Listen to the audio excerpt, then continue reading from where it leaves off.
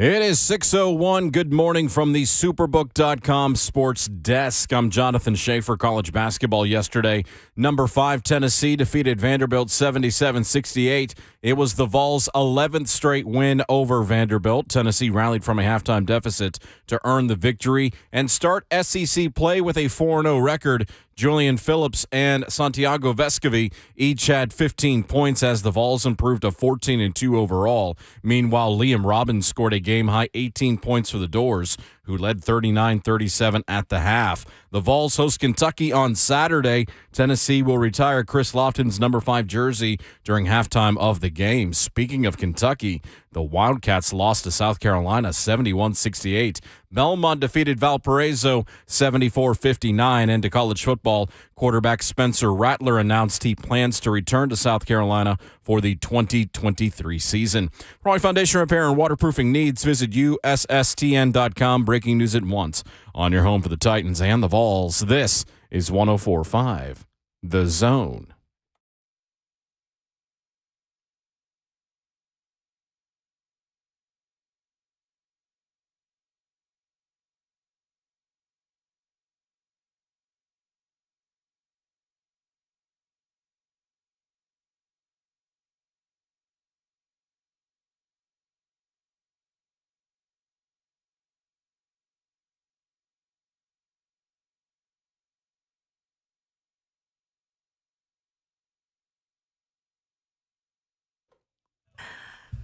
Wednesday edition of Ramon, Kayla, and Will, powered by All Four Seasons Garage Doors. He's holding us back. He's holding us back. With 11-year NFL veteran Ramon Foster, the J that is capitalized in journalist for Kayla Anderson, and our producer, Jonathan Schaefer. Best producer in the world, Greg. The world. 615-737-1045 is our number as Tennessee's win streak in revenue sports against Vanderbilt continues. The Titans GM and offensive coordinator search also continues, and Kentucky continues to not be really a very dangerous basketball program. Good morning. Good morning. What an open. What an open for a hump day. Hump day. Will's just like, he's got a permanent grin over there, but it's not a real one. Will got his fist clenched He so does. tight underneath the desk What's right that now. gif of Arthur? Arthur. Yeah, Arthur. Just. Ooh. The show's just the three of us. Like, I don't know what's... is Robert in there today or what? I'm sorry. Were you talking? What? Were you talking? God. Oh, We man. have chose violence 1 minute into the show. We have. 1 minute. We? Yeah. Jonathan Schaefer. He did. Donovan, yeah. I feel like that open right there, starting with my evil laugh, wasn't for me. It wasn't for me. It was for Shafe.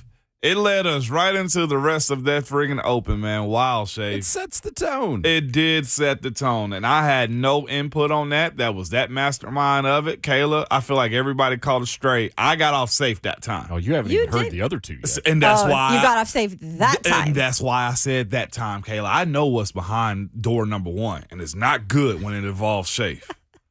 Usually isn't. No, Will. He sent us a message yesterday, say, hey, I got new opens tomorrow. And I said, Lord. I did the eyes. Like, Lord. uh-oh, what are we in for? Lord. And I did the cackling in front of the fire. Yeah, he did. We need to get Schaefer a hobby. That is my hobby. I know. That's the problem. For those on the chat wondering, what did you miss? Because you can't hear the open. They can hear the open? No. Shafe just did a new open, and let's just say Will is not happy with his part. No, he's not. That was a good one. Kayla, yours is pretty fantastic, too. I thought kind that of was always pretty like, good. you know, I thought the one that randomness. actually should be the most upset was Kayla. Oh, hell no. Oh, no. I own my stuff. Yeah, I think that's the thing. Kayla don't mind being ratchet. She's like, yeah. Will took it straight again. Kayla's like, yeah. Oh, sorry. I didn't mean that at you, Will. That's even I worse. did not mean to That's point even that worse, at him. Kayla. I'm just saying that's how I am. I'll just own my stuff, laugh myself. I don't care. That's even worse. Kayla's just Well, like, I mean, Tennessee won a basketball game last night. Kentucky did not. Let's see. We've got some offensive coordinator searches going on. We've got. No, I'm just kidding. oh, We love you, man. Will. Yeah, absolutely. Do That's- you? That's I never a do. question. You're like my little brother, adopted. Oh, It's Lord. never. You my partner, man. I took the R out. Partner. Partner. Yeah. Okay. When you take the R out, that's All when right. you know it's real. Partner. Unless it's said like that. If it's go partner, then it's like, okay, back up, ball your fists up, but don't let them see them. Okay, Will? Because it's about to be a whole lot of friction if it's said like that. But you cool, though. I mean, I can't throw anything at Jonathan Schaefer because there's glass I know. protecting him. That coward. I do kind of You wish could we throw had you could throw eggs like a just splat ball. We you can know. get a splat ball. Splat ball. Yeah, What well, in the you don't world have is kids. that? You don't know what this is. Brother, It's I'm 41 and well insured. Come at me, bro. Oh, okay. Oh, Okay. Well, a splat ball is a softball that you throw. You've seen it before. Kids just throw it up against the wall and literally go splat. But it sticks and it's like it's got Never heard of this. like this gooey stuff on it. Why don't you just but it don't burst. do the egging. That's what we did as kids. I can't do it on the glass though, Kayla. I think we'll need something to throw at Shafe at all times. Kayla's trying to egg people at 6:07 in the morning. Oh, why don't you just egg people? Ramon tries to waterboard people twice a week. Yeah, it's That's usually true. me. I Very know. It true. is usually you. Twice yesterday, wasn't it, Kayla? It was. You- I had ice over here. Yeah, you had ice. We gonna slow drip oil on his forehead. That'd be crazy. 6:07:23. There you go. Another threat was made, HR. That's right. Just for your dossier that'll come back. By the way, things changed when you around wrong here when me. the HR director no longer worked at this campus. I mean, that's when I everything know changed. they're not on site. Not on site. I think by association, like we end up being the HR directors just to keep Buck in check after us. We are. We are the They HR. better, Self-regulating. they better not do sound checks on us because the threats that we have on this show, we all be fired. And they're man. recorded. Oh, never mind. Hey, It's how's not like everybody there's doing? not thousands of people listening at any given time. Yeah, of course. Yeah, they prefer it this way. That's what's crazy. Oh, I know. Yeah. It's their fault, actually. I think all morning people like have this sense of like, man, I'm up early. Menace. Sure. I'm I'm ready really for an whatever. They need to get You know- going in the morning. Yeah, they got to. It's a different vibe. Like people, like our crowd, and I listen to all the other teammates on the show, Yeah. but our crowd, they enjoy violence a little bit more. Yeah. Not like violence, but just But like it gets you kind of ready for the day. I choose To violence. attack it. probably you know what it is? That first hit of caffeine. Yeah. It finally hits the bloodstream, and everybody's like, "Yep, whatever they're with, I'm with it too." Look at Kayla; she got the screw face right now. Like Mm-hmm. I know. I I wish do somebody that would. like dog face a lot. Like Dog face, yeah, like sideways. yeah. G from Don't Blame Us, yeah, absolutely. See, I told you, they're with it. Headlines from your Tuesday night. Am I not supposed to host the show? What do you want me to do? Nothing. That was perfect. That was perfect. I thought you was gonna have an input on it, Will. You know what? That's violence in itself. Let's roll. I You're think right, a Kayla. lot of us want me to have less input. Let's get ready, baby. Let's go. Let's go. Tennessee beat Vanderbilt last night, 77-68, trailed by 2 in the first half, and they've won 11 straight games against Vanderbilt. You have to go back to April 2021, the last time that Vanderbilt beat Tennessee in a men's sport that makes money. Jeez. That's nuts. Yeah. April 2021. Well, that was baseball, right? Yep. It was baseball. There you go. We even won that one? We even won that? What are you Like, talking we're about? winning that too? Well, Tennessee swept them last year and then Yeah. beat them in the SEC tournament by like 10. I just needed you to say. Okay. There it is. Oh boy. This early. This early, That Kayla. got Will going. I did. Look at his smile. Yeah. That's all you need to do. You know what? I just needed you to say it out loud, Will. I'm excited That's to get all. into college basketball season. Yeah. And you are now like SEC play? I mean, we've been in SEC play for 2 weeks. Yeah. Well, how many games But we the played? Titans are 3? done now, so I'm saying we can get into Yeah. SEC basketball a little bit more. Yeah, It's 100%. tougher. It's really tough to get into when it's still football season because they play so many games. It is. It's hard to follow throughout the week. Yeah. Mm-hmm. Wow, Kansas won last night also. I saw a little bit of that one before I flipped over to the Vols. Yeah. Watching that one, that environment at At Kansas. Kansas. Ooh. Yeah, it's a good environment. What's the name of their gym? It's the Fog? Fog Allen Field. Fog Allen Fieldhouse. Hey, it was rocking. Yeah. And you know what's wild about it is to speak about UT basketball and just our sport, well, the Vols. We're in that conversation.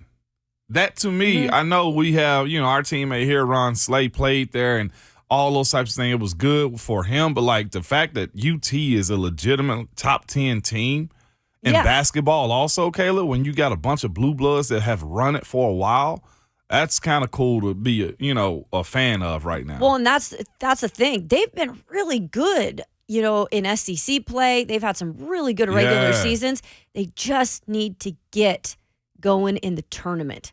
That's the part you're waiting for. Yeah, it will. And Barnes' team, man, I think I've seen him professionally take steps and guidance with these teams that, what was it, 2 years ago, and they was in a tournament, just tried to shoot themselves out of it, and just lo and behold, that wasn't their method. Now he's all about defense. He's all about his guys running his system, and you also is good when you have Josiah James Jordan, that really Jordan James, that you got figure pieces. You got, pillars that have stayed there and can get your system and culture in place. And I think that's really cool when you're speaking about college basketball in this climate. I think this is one of the best defenses Rick Barnes has had. Yeah.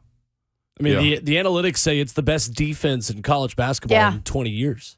It's incredible. Wow. Of any team, not just Tennessee. So a good win for Tennessee last night. Pretty comfortable second half, despite a late run from Vanderbilt to make that thing look a lot closer in the last couple of minutes. 11 consecutive wins for Tennessee against Vandy, which matches the longest win streak in series history going back to 1943 to 1949. And don't know what you were doing back in the mid-40s, but Vandy's a good basketball team. I always look for them to be a part of the equation. They haven't been recently. I know they haven't, but I feel they've like got a good coach, though. It's like trying to get that build going, but it's just not getting to the point where it's getting over that line. It's right there where you see it, but it's like, just can't reach it. And how not yet, again at least. in the biggest SEC city? Yeah. Nashville. And like you said, they've had a really good program in the past. Yep. 615-737-1045, our number this morning. We'll hit the NFL headlines as we continue here in hour one. And this morning on the show, Mike Ginnitti, our conversation with him, talking Titans and talking about the contracts that could be moved. And that includes Ryan Tannehill, Derrick Henry, and yes, Jeffrey Simmons. So tune in for that coming up here in just a couple of minutes. Eric Cain, our friend from VolQuest, we'll talk Tennessee with him. A couple big names added to the Vols football roster out of the transfer portal over the last couple of days. Geoff Schwartz joins us, friend of the show. Yeah. Coming up at 8:20 this morning. And Rhett Bryan, our weekly conversation with him through the Titans season that we wrap up with him coming up in hour number 4 as well. But Mike Ginnitti on the other side as we get things rolling on Ramon, Kayla, and Will, 104.5 The Zone.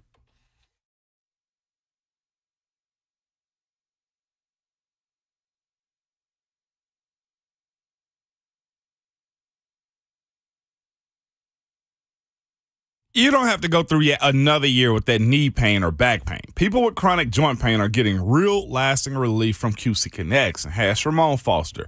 QC Kinetics is the nation's leader in advanced regenerative medicine. Their unique protocols use healing agents from your own body to target aching joints, meaning they can repair and restore damaged joint tissue so you can move again with no surgery, no drugs, no downtime. If you have shoulder pain, excruciating hip pain, if you have any arthritis pain or lingering pain from an injury, don't let them operate on you or give you more steroids, and please say no to the pain pills. Call QC Kinetics and see if their life-changing, all-natural treatments can get you living your best life in this new year. I'm telling you, people are raving about these treatments, and this is the future of joint pain management, and appointments are available as soon as next week. Make 2023 the year you say goodbye to joint pain. QC Kinetics in Nashville, Clarksville, and Murfreesboro, and you can reach out to them at 615-249-4024. Again, the number is 615-249-4024.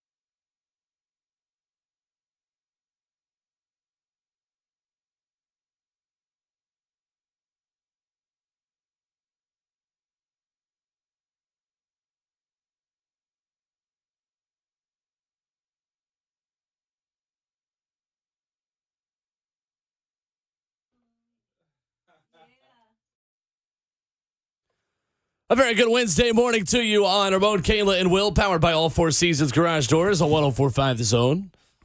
Ramon Foster, Kayla Anderson, Will Bowling with you, and a conversation we had on yesterday's show that got the people going a little bit. I think our show account kind of got ratioed a little bit. Did we really? Oh, we did. That bad? Hey, everybody's got a day. It was our day then. The natives are restless discussing Jeffrey Simmons and his contract. We had a good conversation with Mike Ginnitti of Spot Track on the options the Titans have to create space but also obtain draft capital. And before we kind of get to this, guys, I thought this was really good insight on options the team has, which at this point is what you're evaluating at the beginning of an offseason. It's just all of your options that are basically realistic and maybe a little bit unrealistic. Yeah. I mean, I feel like me, you have to, right? I thought it was just scenario more than anything. Like, I thought it's if you walk into any situation not knowing your weaknesses, not embracing them, not understanding every situation that could happen, as a fan and as a player, then something's off. It's not all peaches and cream. And, like, discussions will be had. And this is my thing. You waited this long to pay Geoff anyhow, so it's, I mean, if I'm a player, it's running through my mind a little bit, especially then you got to ask yourself, too, as a player, how big of a reset do you want to go through also? Well, I think Geoff wants to be here. Yeah. There's no doubt about that. He said he wants to make this his home. But he also said at the end of that interview on Locker Cleanout Day, I don't want this to drag on. What does that mean, Kayla? Get it done, or he's probably going to be looking not want it. Lamar Jackson. I don't think he's him, but I mean, he's got a team. That's good because Lamar's doing his own contract. At least Jeff's got a team. Oh, Ravens got a few guys doing their own. I don't know how you do that, guys. I have an agent. I could not do anything without. Well, certain money-wise can, because they know they're gonna get it. Well, here is our conversation with Mike Ginnitti of Spot Track, starting with Ryan Tannehill's contract and moving forward into all the options the Titans have to create a lot of cap space this offseason. Mike, we'll start at the quarterback position because this is the question that a lot of Titans fans have right now. How much flexibility do the Titans have with Ryan Tannehill's contract to potentially save money against the cap for next year? Yeah, it's all in their hands. I mean, they've got $27 million of non-guaranteed cash sitting out there that they can get rid of if they want to. I'm just not sure that the football decision is there to make that move right now. But contractually, this was always the line of demarcation where they could get out of this thing. It's just, I'm not sure things have worked out as they wanted it to be. Well, Mike, the question I have for you about Ryan and specifically maybe lessening the cap hit next year, but keeping Ryan as a part of this team, how much flexibility, how practical is it for the Titans to add on a year to his deal and restructure things to make that cap hit go down significantly from $36 million in 2023? Yeah, to me, that's where this thing is headed. I'm not even sure they need to add a real year. The only reason you do that would be so that you cut him later in 2024, which is pretty good business from a cap perspective. But look, you could just restructure that $27 million as you need, all the way down to $1 million if you need to, and free up a significant amount with void years and really push this thing out. That's probably where we're headed here. I don't think they're in a position where they can ask him to take a pay cut like we've seen other teams do in situations like this. He knows his leverage right now. He knows there's not a better option on this team or really in this offseason. So I do think just a cap restructure is where we're headed here, and then we'll move on in March of 2024. Mike, we've kind of seen how everything's kind of unfolded with the Titans letting go of their GM midway through the season post the Philadelphia Eagles game. A.J. Brown plays for that team currently. You look back at it now, do you say to yourself there should have been ways to kind of make that contract that he requested work for this team considering not making the playoffs and everything else surrounding it now? Yes and no. I give them credit for doing what they did. I really do. It's not like they didn't have a plan B right there in mind. They drafted a player to replace him. It didn't work out with injuries. Look, injuries is a story of this 2022 season for Tennessee. It happened early on the defensive side of the ball. It happened in the middle of the year on the offensive side of the ball. So there is some forgiving to have here, and I like the boldness of it. Everybody else was signing big money wide receivers, looking for high draft pick wide receivers. and thinking they had to go big. I think that's not going to be a sustainable idea in this league. You can't have one, you have to have four. So I like the idea of going back into the draft. It's not like they weren't signing other players on this roster. They just decided not to sign that one, and it backfired fantastically, and there are prices to pay for that. But I don't think it was the absolute wrong decision at the time. It just didn't work out. And another aspect, too, going into this offseason is this Titans team has to find ways to fill gaps as far as it goes. The offensive line, potentially 4 new guys there. You got other free agents that's probably going to be cut. How do you craft a team going into the offseason like this with the team that has as many holes as it does, specifically offensively, when I think you need a wide receiver 2, 4 OL, figure out what you're going to do with Derek? What's the recipe for this team? You're not going to like my answer. It's moving on from major pieces. It's kind of blowing this thing up around you in those non-dominant positions. And look, it might come down to not signing Simmons. It might come down to trading Simmons. It might come down to moving on from Henry, even though I don't recommend that right now. But what you're saying is absolutely correct. There's not 2 or 3 things to fix here. There's 8 or 9. And when that's the case, you need draft assets. You need cap space and free agency. And you need a 2 to 3 year plan over a couple of off seasons to fill those kind of holes. It just doesn't happen in 1 year, unfortunately. And with the quarterback situation winding down, you're really putting yourself in a situation where you don't want to put all your chips in right now, because you know that there's something waiting to explode in 2024. So I do think that there's some tough decisions to be made for whoever this new GM is going to be stepping into here. And it may not be keep the gas pedal down. It may be kind of coast a little bit here and then really rip it off in 2024. Wow, Mike. So you say is potentially better to trade Geoff, but in this world of NFL football where running backs are expendable, you much rather keep Derrick Henry. What's the give and take on those two? Henry deserves it. And I know I'm not supposed to talk with emotion here. I'm the money guy, but Henry deserves to stick around and finish out this contract. I'd restructure that cap hit. I probably wouldn't add another year or two, but I would have said so a year from now. But you keep him on the roster as sort of a franchise player right now. Give Ryan Tannehill at least something that he knows behind him, and you really start to blow this thing up elsewhere. Robert Woods I'd consider as a bubble player right now. Some of those defensive backs, bubble players right now. So anything with a cap hit north of $15 million, I'm thinking about release instead of restructure right now, or trade instead of restructure right now. I'm thinking short term, long term here, and that's sort of how you operate when you're stuck in these windows. So yesterday during Mike Vrabel's press conference to end the regular season, he brought up a word that we haven't heard him say much, at least as a head coach, and that's the word speed, and how we need to focus on being a faster team. What do you take from something like that? Younger.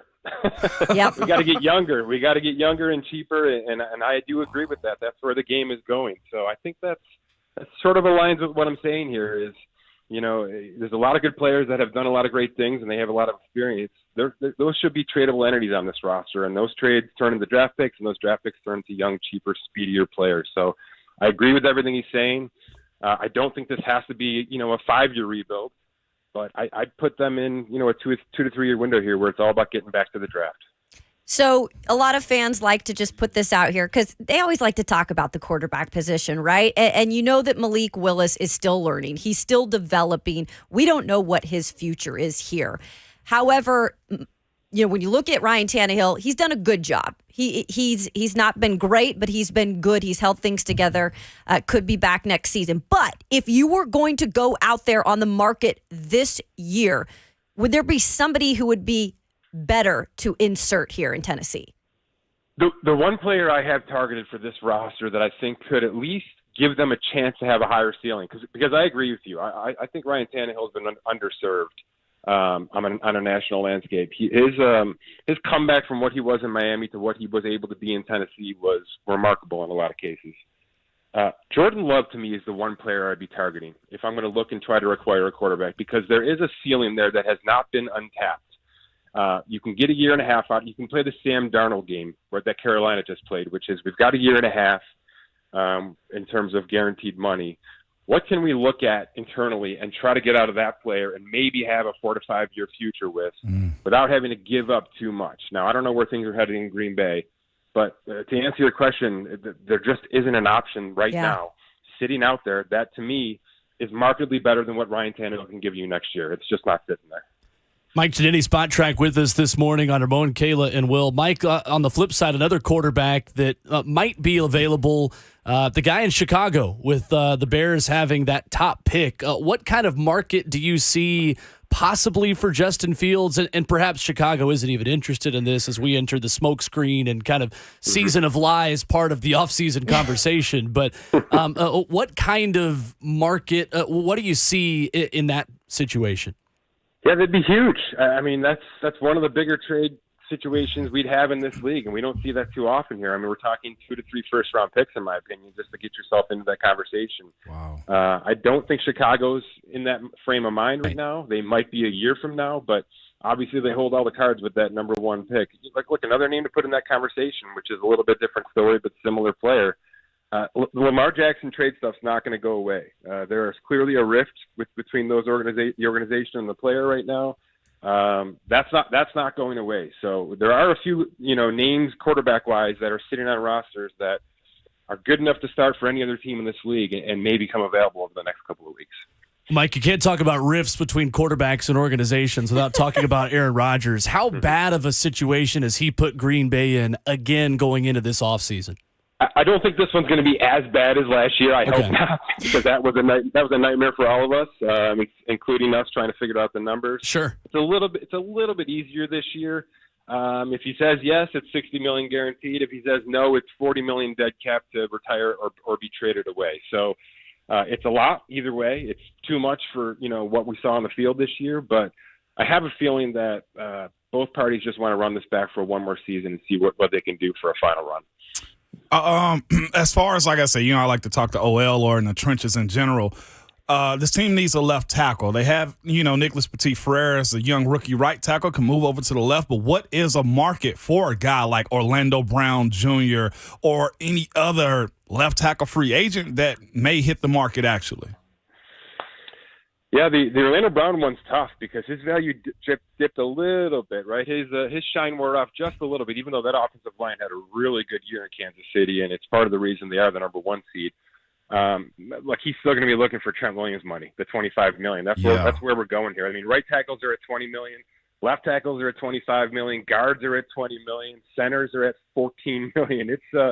It's a good time to be in those trenches and know what you're doing. So nothing's going to be inexpensive. We saw what Terran Armstead got last year in Miami. Anytime you get a viable left or right tackle on this open market, you're going to be looking at top of the market price no matter the age right now. It's just the way of the world. Also this too, as far as, this Titans team going into this new phase of GM, OC, DB coach, and just other aspects of it. How fragile or how much of a difference is it between what the San Francisco 49ers have done because they have a few superstars with high contracts versus what the Los Angeles Rams did, who had the Super Bowl and now are out and considering their coach talking about retiring? How fragile is that process? It's year to year, and we really have to start looking at it that way in all of these sports that we cover. It's not just the NFL, but this thing is truly year to year, as you saw with obviously the Rams, and we've seen with baseball the last couple of years as well. You go all in with the knowledge of we're going to have to probably break this thing down in between 2 to 3 years. So you got to pick your spots. Just a quick point on what you said there, those two comparisons. The Rams had a viable coaching staff and system in place. And to me, that's the only reason that worked. Obviously, Matthew Stafford was a big part of it, but he was dropping into a system that knew exactly what had to happen, which is the exact opposite of what the Broncos did, right? And I'd put the Titans a little bit in Broncos country right now where there's going to be a lot of changes on the outside, on the fringes of this organization. So you don't want to put too much inside on the football field that's brand new and expect it to go out and win 12 games this year. It's going to take some time to percolate a little bit. What is your feeling with what is going to all go down and when it's all said and done is going to happen with Lamar Jackson in Baltimore? It's a great question because Baltimore is, how do I say this, thrifty? Yes. Yes. And they're staring down a $45 million franchise tag in the middle of February, and that's a cap hit. That's something they're going to have to fit into their books immediately the second they offer him that exclusive franchise tag. 30 other teams in the league, I'd say they're definitely going to do it. I'd put Baltimore in a maybe right now with that. And if they do it, it'd be a temporary move, and then they would seek to find a trade partner to get him out the door. That to me is about 51% where I'm leaning with the situation. I do think it's past the point of we're going to pay him $200 million guaranteed and give him what he wants. I do think we're slightly past that point. If it happens, it happens. But I do think the writing's on the wall a little bit here to at least have him out there being shopped at some point. Mike, how strong of a contender can Jacksonville make themselves, considering they have a rookie quarterback, a bunch of young talent on defense, and an owner that does have in-pocket money to spend when it comes down to doing contracts? Yeah. So let's just say they're the Bengals from last year, except for they've got an owner who's definitely going to pay. You nailed it on the head there, which means they can probably be sustainable, which means they can probably do more than we think on the field right now because they've got a lot of firepower, especially offensively. They're probably a year away defensively. They got to go and build that thing this offseason in a couple of places, and they're going to spend to do it. But you're right. It's all about the ability to go out and throw things around from the top down. And I have a lot of faith in what Doug Peterson's system is doing for that offense. So I'd put them, top 5 in this AFC now for 3 to 5 years. They're in their window, no doubt about it. So be worried just a little bit, or just Yeah, that's part of the reason I'm telling the Tennessee Titans they should start to blow it up a little bit here for 2 years for sure. Wow. So there's Mike Ginnitti, Spot Track, with us talking about blowing it up a little bit on both sides of the football. Wow. Does it make sense? Does it kind of make you mad a little bit? Is it one of those harsh realities? Nobody was really wanting to, at least have the conversation. Mike Ginnitti wasn't saying this is going to happen like it was definite. But entertaining and having that conversation is almost like talking about life insurance at this point, right? Nobody wants to talk about life insurance, but it's one of those situations like, well, we got to address it if we want to move forward. And I think that's where this team is, and I thought he made some good points. The state of the Titans right now, because there are so many question marks, and I feel like I keep repeating myself every day, but that's because that's what it is. That's the harsh reality is there's so many questions to be answered that you have to really put out all scenarios. Yeah. Everything that could possibly happen, because remember, guys, there is still no GM here in place yet. No. And that GM will have some say. Now, do I personally believe that they need to re-sign or keep Jeffrey Simmons here, restructure his deal? Absolutely. Yeah. I feel like he's a key piece to the foundation. He's a cornerstone. He's a leader. But you have to put out the possibility that they have other plans. Yeah. And the other thing, too, is this the reason I asked that question at the end when it came down to Jacksonville's owner versus what the Titans have going on. I know we all have the mindset they're all billionaires and, they got just overflowing of cash. They possibly do. But you also got to look at this situation. The Titans have to come out of pocket somewhat for this new stadium moving forward. I'm not saying they're not cash strapped. Or I'm not saying they're not cash heavy, but there is a level of just because I got it don't mean I want to spend it all, especially when I got future endeavors like this stadium coming into play. So when it comes down to the balance of this salary cap and how you move forward with that, it makes some sense to have that conversation. Or do you decide to implode a little bit and say, what, we're gonna pick ourselves up? 615-737-1045. Another player looking to move on elsewhere in the NFL, making his thoughts known over the past couple of days, what the Arizona Cardinals might do with DeAndre Hopkins. We'll do that coming up next. Ramon, Kayla, and Will, 1045 The Zone.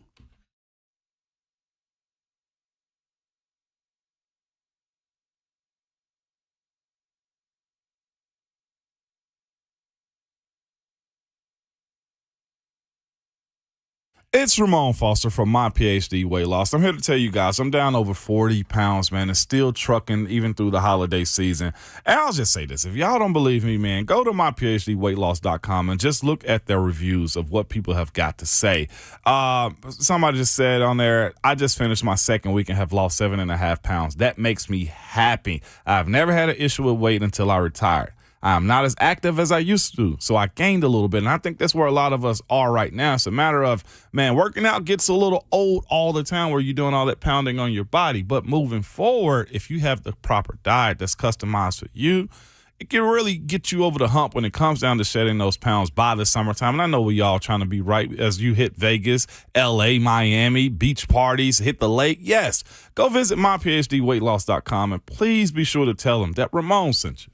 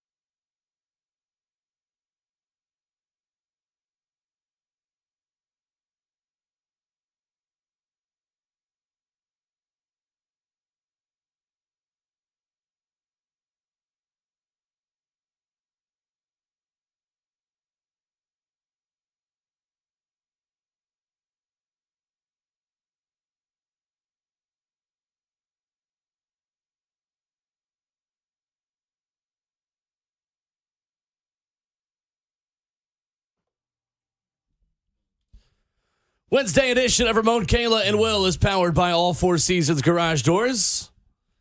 That's Ramon Foster. She's Kayla Anderson. I'm Will Bowling. 615-737-1045 is our number. Reports yesterday that the Arizona Cardinals, who have already moved on from their head coach and their general manager, could also be moving on from a guy who makes a whole lot of money. DeAndre Hopkins has a cap number of $30.75 million for 2023. Multiple reports yesterday say that the Cardinals are interviewing general manager candidates with the caveat that they likely are going to need to trade DeAndre Hopkins as one of their first moves. Wow, where are you at on this one, Kayla? Here's my opinion. So I think DeAndre Hopkins is a very talented guy. Mm-hmm. Clearly, he did a ton when he was in Houston. Yes. When he was there in Arizona before he got suspended for PEDs, I believe, right? Yeah, Yep. it was. You felt like that was a guy that Kyler Murray could easily depend on because he's a vet. Mm-hmm. He knows what he's doing. I think he's a great player. Still think he has some years left in, and he's 30 years old. Yep. Let's just put the age out there. But he has had some injuries. Mm-hmm. And if we're talking about the Tennessee Titans and moving on from that philosophy of older players who've maybe dealt with some injuries, Yeah. that's where I kind of have to say, well, and the money part of it, Yep. you have to veer away from this. As much as it's like, okay, that'd be awesome because Mike Vrabel and him have a relationship from when they were in Houston. He is still very talented. That would be a great addition. You have to think of the other things that have been said about this organization moving forward. Would that really make sense? Right. Me personally, I'm in the same boat as you. Not only that, Kayla, but it's a hard no for me. It's a hard Absolutely no. Hard no for me. And I respect the heck out of him as a player. Yeah, and I don't think he's a bad teammate. No, Let me put that out I don't there think that's the too. case either, but I don't think this is a guy that Titans fans need to jump on the boat and be like, yeah, go get him. We need no. Yeah. Give me a younger guy. Ever since his cap hit, I think next year is like $14.1 million or something, so you're going to have to pay him again. Yeah. 30.75. 30.7. His cap hit, I thought, was different, where His he's going to cap- need his cap number is 30.75 million next year, and the year after in that is what? 2023. And the year after that is way lower. So it means he's going to have a payday behind that. What I'm saying is this. You get him, you're going to have to re-sign him again. And as an I older know. Asian wide receiver, we've seen this with Julio. I also see this as a situation. Don't let teams continue to just be your open door or players be your open door. Sure. Like, we saw Julio come here and force this team pretty much to restructure a deal and Yes. give him more money up front. And now you're in a situation with this cap again. The Titans don't need to be they don't need to be your doormat when it comes down to you saying, yeah, I know I can go get a bag from them. Like, nah, I like him, love him as a player. Think And he's talented. He Yeah. can do a lot for this team. Cap hit in Not- 2024 is still 26.2 million. Okay. Is it? Yeah. And then he's a free agent in 2025 at age 33. I mean, we just have no evidence that these veteran wide receivers can come here and be successful. Sure. Yeah. I mean, Randy Moss was the original one. All right. Julio Jones was the most recent one. Andre Johnson doesn't Andre count Johnson. because that guy was not brought in here to be a number one. He was brought in here to be just an old head to help out and pitch in. No, you're still also not sure who's throwing him the ball. Right. Yeah, that's a great point. And then Robert Woods, I mean, I know he wasn't a star per se, but hey, he did some big things with the LA Rams. Yeah. But he came in here and was pretty much blocking. And then when he did have opportunities at times, I think he dropped too many balls. Bobby Tree. I love Bobby Trees, I but do you too. know, I think I don't know if that was you got as much out of him as you needed. Yeah. And his dead cap number would be $2.6 million. You could save $12 million Yeah. by not having Robert Woods on the roster next year. 615-737-1045, our number. Jason up first this morning with us on the show. Hey, Jason. Hey, good morning, everyone. Come on. Love listening to y'all on my way home. I called about Lamar Jackson, and, you know, he put all of his eggs in a basket, and when Russell Wilson got that big contract, he's like, okay, I'm going to get this big contract because I'm this and I'm that. Well, he didn't have a good season, and Russell Wilson crapped the bed this year, and I'm thinking that is going to hurt Lamar Jackson anywhere he goes, especially I don't think he's going to sign with the Ravens, but it's going to hurt him because now people are looking at the older quarterbacks and all of that. And as far as DeAndre Hopkins goes, you know what? Personally, I'd love for him to be here, but he has to be a no because he's going to be your number one. And then y'all just rattled off all the numbers that he's going to have as far as money-wise. And we just can't do that because when that Mike feller, when he said something about getting rid of Big Geoff, that hurt my chest. I thought I was going to pull over. Oh, don't do that. A freaking heart attack, because, yes, it's going to have to be restructured, but, man, we got to figure out a way. Mm-hmm. Because if we get rid of Jeffrey Simmons, you better hope he goes to the Boston Celtics. Because that's the only way he ain't going to whoop our arse every time he plays for us. There we go. Appreciate the call, Jason. I love Thank how you. he didn't even touch a football team. He's like, just get him out of the Boston league. Celtics. You're going to see him on a 4-year or 3-year cycle regardless. He can go play on the low block with Grant Williams up in Boston. Right. I mean, they did have Big Yeah. Baby Davis. Yeah, He's a They football did. player. Yeah, sure did. 615-737-1045, our number. Lamar Jackson is gonna get about $40 million a year is the estimation per spot track on him. Lamar's issue is he watched Deshaun's situation and thought that was every team in the NFL, and I think everybody just realized the Browns just not a good run program right now. And then he gets injured. And then he And gets what's his injury specifically? Is it his shoulder? It's a knee. Lamar, Oh, it's his knee. I honestly think he just don't want to play. It's his knee. You think that's really what's What going bigger on? leverage does he have in order to go to Miami? Kyler Murray got 5 Yeah. years, $230 million. And Lamar Jackson will probably get a little more than that. Has to. Yeah. 6 years and $244 million is the estimation on Spot Track about where his market value is. That's about right. More of your phone calls when we come back. We'll start with Johnny in Nashville on the other side as we get ready for hour two. We'll talk with Eric Cain coming up at 7:20, and we'll hear the violence courtesy of our producer, the best producer in the world, Jonathan Schaefer, coming back to start hour two. Coming up next, Ramon, Kayla, and Will, 104.5 The Zone.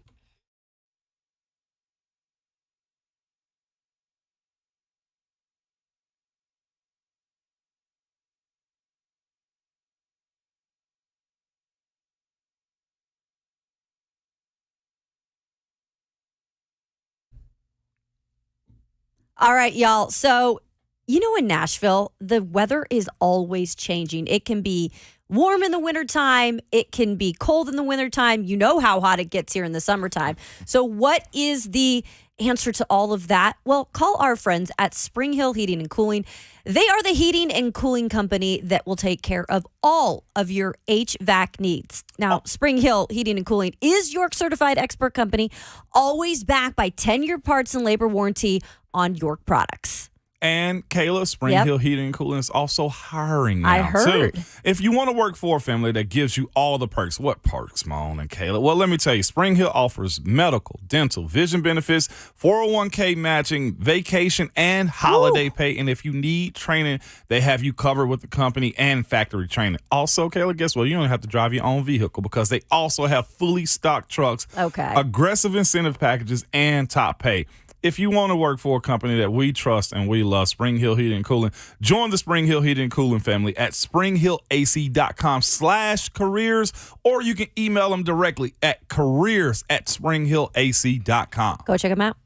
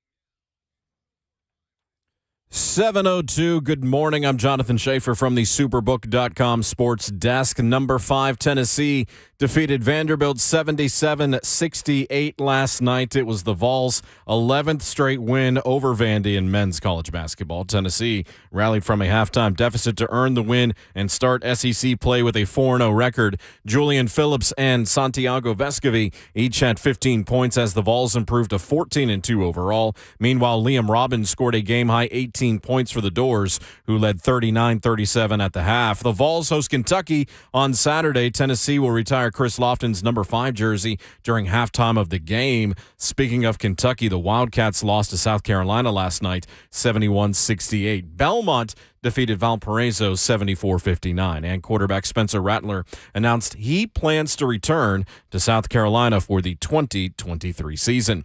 For all foundation repair and waterproofing needs, visit USSTN.com. Breaking news at once on your home for the Titans and the Vols. This is 104.5 The Zone.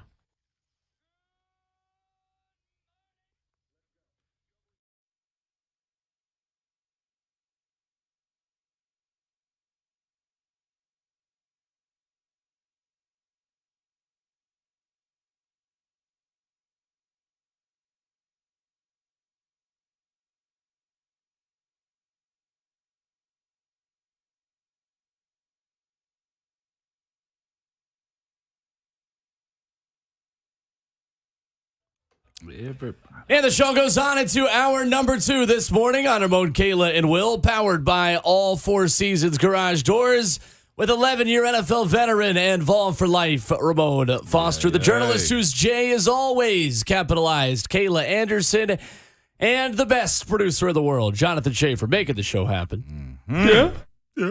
I'm Will Bowling. 615-737-1045 is our number as we talk some Vols coming up in about 15 minutes with Eric Cain of VolQuest. Tennessee winning their 5th consecutive game and 13th out of their last 14 with a win over Vanderbilt 77-68. And I have no idea how people in Eastern time function on a normal sleep schedule. Because this game tipped off at 9 p.m. Eastern. I was going, what the heck? I had it on while I was like trying to go to bed, but I couldn't go to bed. Yo, you had one of those nights right there. It was just like, take forever. I had that, and then I also started a new show yesterday. Yeah, you said. That is fascinating. Fascinating? How good? It's called Kaleidoscope. Right. And you can watch it out of order. Mm-hmm. So where'd you start? There are 8. I actually started at the beginning. Of course you did. Yeah, I know. I should have predicted that You one. can, but I want to be like, no, because I know the writers probably have the best way to watch it, which is probably from episode 1. But you can start at any point and watch it in any order and just watch all 8 episods. I'd dive right in the middle. That's where I'd go. I'd be like, if it gives me the option, going right to the middle. I just couldn't understand how do you build a show like that? Like, that's some unique writing right there. That's part of the intrigue. I'm going to go right to the end so I can watch one episode and move on to something else. You idiot. So then I looked it up online of just to see who the cast was, because I recognized one of the characters. It was one of those like, oh, she's in something, but I can't remember exactly what. Yeah. And then I saw a spoiler, and I'm really mad about it. But that's okay. Well, you said you today anyway. That's what I was going to say. You say you can watch it out of order, but the last episode reveals everything? No, it just revealed one thing. Like, every episode has a big reveal. Okay, so let me just be a devil's advocate here, okay? Well, that means you can't watch it out of order then if it's already revealed something. No, you can. But you just said it ruined it for you by it seeing revealed something that in an episode I hadn't watched yet. But you said you can watch it out of order. You can. Clearly you can't, because it revealed something that already had happened. Yes, you can, but I still don't want to know what happens in the other episodes because I haven't watched them yet. Well, that just means you can't watch it from the other side of it. Yes, you can. Oh, my gosh. Oh, you technically can. Am I in a nightmare right now? We're in a time loop. No, you can't watch it out of order. Yes, you can. Yes, you can. If you're telling me it's a heist, it's a heist that you get different details going into it, or like one episode will be like 5 weeks before. One episode will be like a day before. One episode is the heist. One episode is like 7 years before. So you can watch it out of order. So like different shows. Some shows will start with I get what you're saying, and then work backwards. But they're not allowing you to actually watch it out of order then if they're telling you other things that are happening before and Just after. go watch it. I just saw it I on don't want Google. to now. I don't want to. Why now. do you Well, not I want need to? an Advil, so please go get me one. What, you need on boo-boo face now, Ramon? No, because they're proving themselves wrong No, on they- this one. Oh my! I don't know what. Yeah. I don't know where the disconnect is here. There's not a disconnect. There's actually not a sequence. There's a sequence to It was the a show. spoiler for me. It wasn't a spoiler in general. It was a spoiler to the order I'm watching it in. Okay, if you say Thanks, so. Stewie. Me too. Okay, you say so. Johnny in Nashville up next. 615-737-1045 as we talk me. Titans this morning. Hello, Johnny. Hey guys, how's it going? Good morning. Speaking of order, I believe last year we watched the end of the Titans Super Bowl window era after Ryan Tannehill's 3 picks. So my suggestion, what are you guys thinking about blowing it up this year, getting rid of all the money over 28 and going after Caleb Williams in the draft next year? Yeah. Because if you look at the playoff landscape, Patrick Mahomes is the oldest AFC playoff quarterback. So that means the Titans have to compete for the next 10 or 15 years with young gunslingers in the AFC. Mm-hmm. I just wanted you guys' thoughts on that. Yeah, appreciate the call, Johnny. And you're right. This league is getting real young when it comes to they quarterbacks. Yeah, they are. And to that point, I think Schaefer or Will brought up like the difference between the NFC and AFC quarterbacks Yeah. is you got a bunch of high round guys over on the AFC side. Yep. And if you're going to compete on the AFC side, you got to be able to go do those types of things too. And nobody, other than what I think Baltimore Lamar may do, nobody's allowing the franchise guy to hit the market either. So do you suck for Caleb Williams? Like, that's a conversation that pretty much Mike Ginnitti brought up in a sense. As far as like, what do you do? Do you let go of pieces to kind of leverage for the future?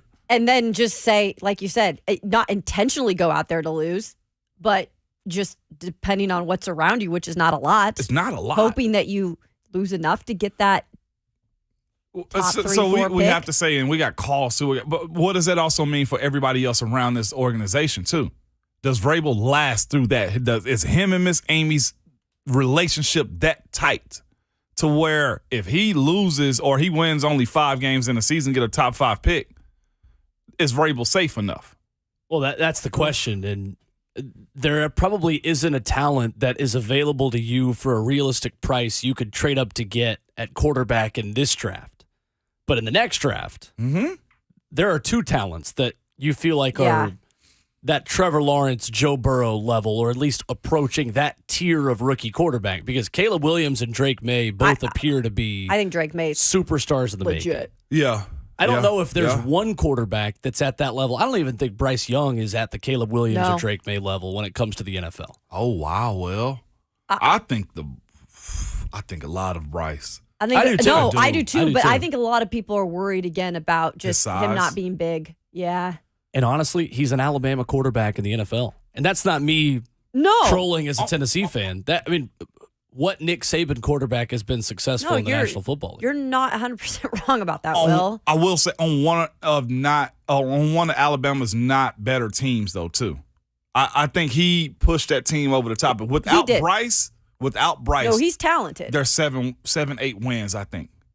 And I don't think that's bad to say. Yeah. Texas, us, okay, A&M.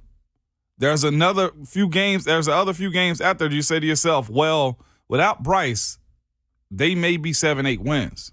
Well, and we've said it time and time again, just his presence in terms of keeping his poise. Everything about him is good. I wonder about the size, the durability when you get to the NFL. And they have seen Tua Tagovailoa, and you have seen Mac Jones, but we're still questioning them. We don't still know what the future is with either of those players as quarterbacks in the NFL. Yeah, I think it's an interesting discussion because, when you talk about teams that want to tank, that want to rebuild for a quarterback, it's hard to have that conversation going into a win and in game in Week 18. This is different because this is not actively, trying to lose, obviously, and tank. But No. well, I think there are teams who will be interested in doing that for those 2 quarterbacks. The question is Mike Vrabel willing to do that as the head coach of the Tennessee Titans? I can't see that. I don't think so. Mike's much pride. personality, pride. Amy, I think Amy just very prideful woman, which she should be as an owner. I don't see them doing that. So then the question becomes, okay, well, how do you package enough together to go get I know a pick that can allow you to get Caleb Williams and Drake May? And that's when we go back to the Jeffrey Simmons conversation. I mean, this is why this is such a crazy offseason. Yeah. I mean, there is not exactly a right answer. Yeah. But it does all start here. It's as ownership, as management, as a head coach. What are you willing to endure in order to build your team back up the next 2 to 3 years? To go back to what you said earlier, Ramon, about long-term job security. Because that's the thing. I think you can reload, rebuild, whatever this team over the next 2 to 3 years and still be competitive. But it might not be 10 games. It might be 6 or 7. Which that was what they had this year. By the way, great point, Mark Webb, in the chat. Washington's quarterback, Michael Penix Jr., who will be in the draft next year, not this upcoming year, he's a guy to watch out for, folks. I've been watching him this last year. That is talent right there. I'll defer to you on that one. I He hadn't could seen a move whole up lot. the draft boards real quick if he has a good season again with Washington. Former Tennessee commit, Michael Penix Jr. Always good to see a lefty succeed in this world. He's real good. It's tough out here for us. Right? Are you lefty? Yeah. Okay. Yeah, he's a That lefty explains quarterback. everything. You don't golf left, do Oh. you? You do? Okay. I didn't Well, realize that. I gave one reason why I was so bad at basketball yesterday. Allow me to give you another one quickly. I am kind of ambidextrous, but I'm mainly left-handed. But I would dribble with my right hand and shoot with my left. So every time I would stop to shoot, I would have to switch and then go to the other side and take more time to gather and then shoot a basketball. I mean, not like I was going to make it anyway. You be a coach's defensive dream, Will, because you got to cross over to shoot. Oh my gosh. Yeah, that's why I succeeded in a sport that did not require any hand-eye coordination. And then I went pro in something other than sports. 615-737-1045, our number. Coming up next, Eric Cain of AllQuest joins the conversation. 2 big commitments for Tennessee, and then another one at the end of Monday. We'll get his thoughts on where Tennessee goes next to the transfer portal. Coming up on Ramon, Kayla, and Will, 104.5 The Zone.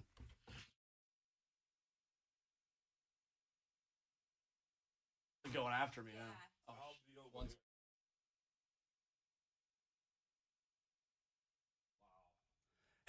Here for my friends at Lee Company. How's your home heating system doing? Is it keeping up with the cold weather outside? Odds are you have found out over these past couple of weeks and over the past month here in Middle Tennessee. And Lee Company has got a great offer for you right now.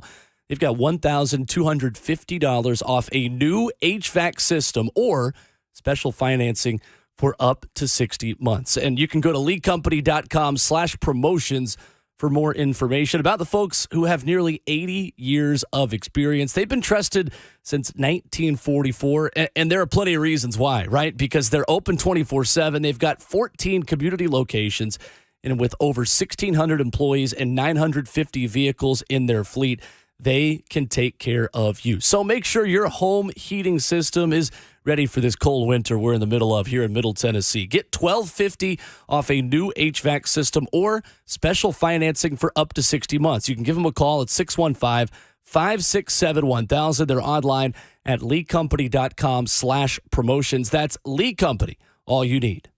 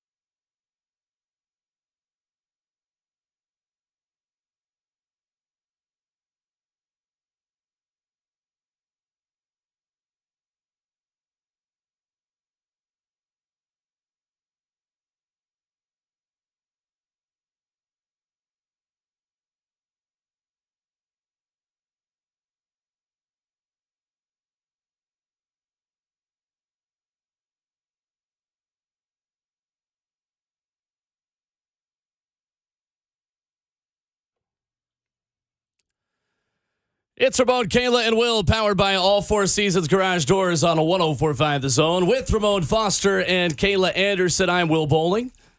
Talking Vols this morning on a big week for Tennessee. Big win over Vanderbilt last night and a big one coming up this weekend. And the recruiting cycle never ends in the world of transfers for Josh Heupel. As we go to the Mark Spain Real Estate Hotline and hear from our friend Eric Cain of VolQuest. Good morning, Eric. How are you?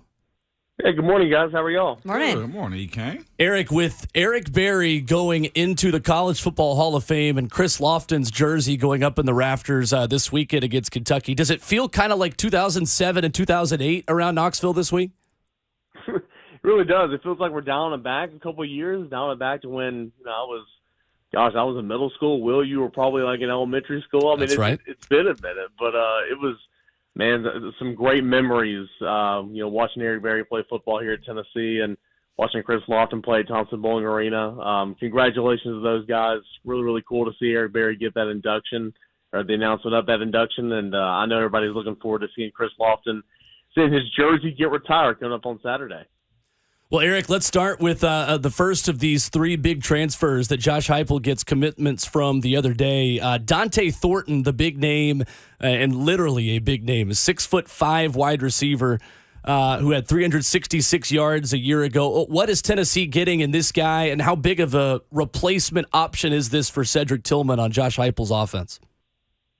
Yeah, I think this is a really good ad. And I would agree with you. I think this is kind of the splashiest ads from the portal so far. You've gotten a lot of players of need, and you've gotten a lot of players that will play for Tennessee and do some things. But I think Dante Thornton has the highest upside. He's every bit of 6'4". He might be 6'5". He's 200 pounds.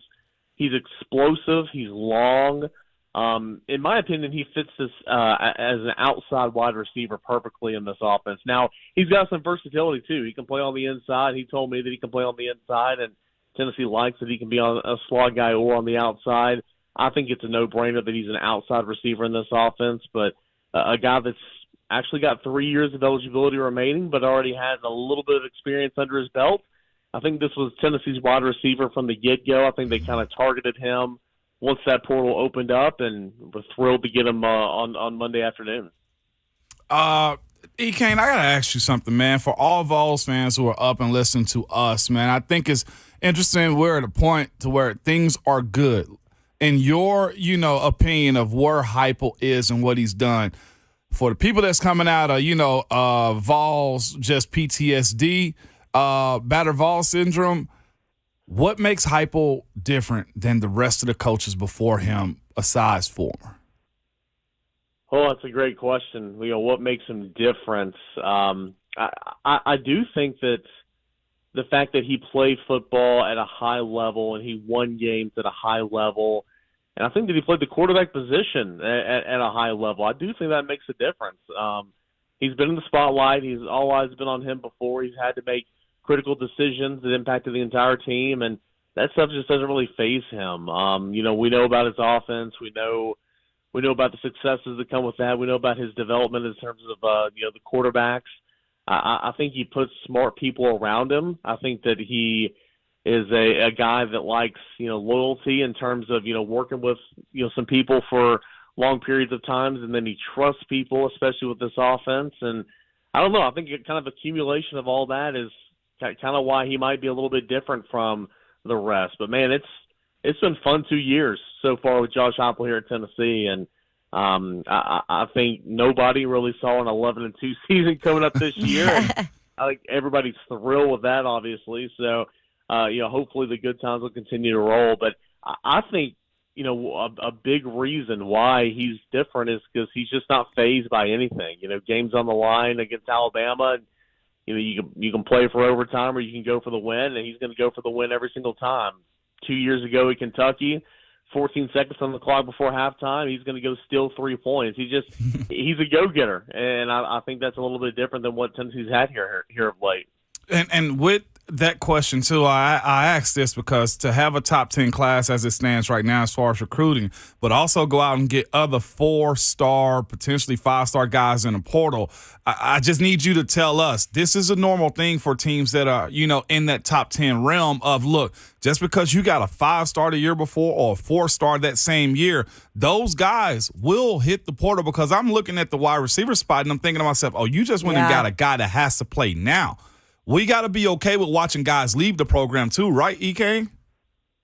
Yeah, I mean, Tennessee's had, 10 players, leave for the portal, and none of those players have been huge. I mean, I know Juwan Mitchell is the latest one, and he is a guy that's impact, and he is a guy that's played an awful lot and is technically a starter. But the majority of these guys that have hit the portal are not ginormous losses. But, I mean, Tennessee has lost 10 players to the portal. It's just kind of the era in college football that you're in. So Tennessee's done a nice job getting 7 from the portal, and it's just kind of where you are in college football. A lot of people, want fresh starts. They want to play football. You've only got a short amount of time, so if you're not seeing the field, you want to hit the portal and go play. And that's why I think recruiting is so interesting, because even before the transfer portal even was a thing, I mean, you're taking a quarterback every single year. You're taking offensive linemen every single year.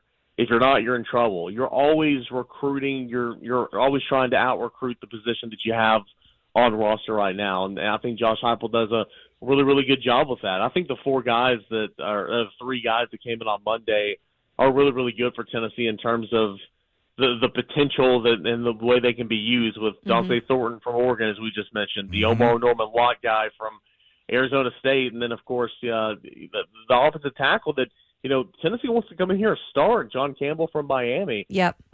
He's done a nice job of identifying who they want, going after them, and bringing them in. And I just think that he's kind of clicking on all cylinders right now, coaching, recruiting, and evaluating talent and getting guys out of the transfer portal.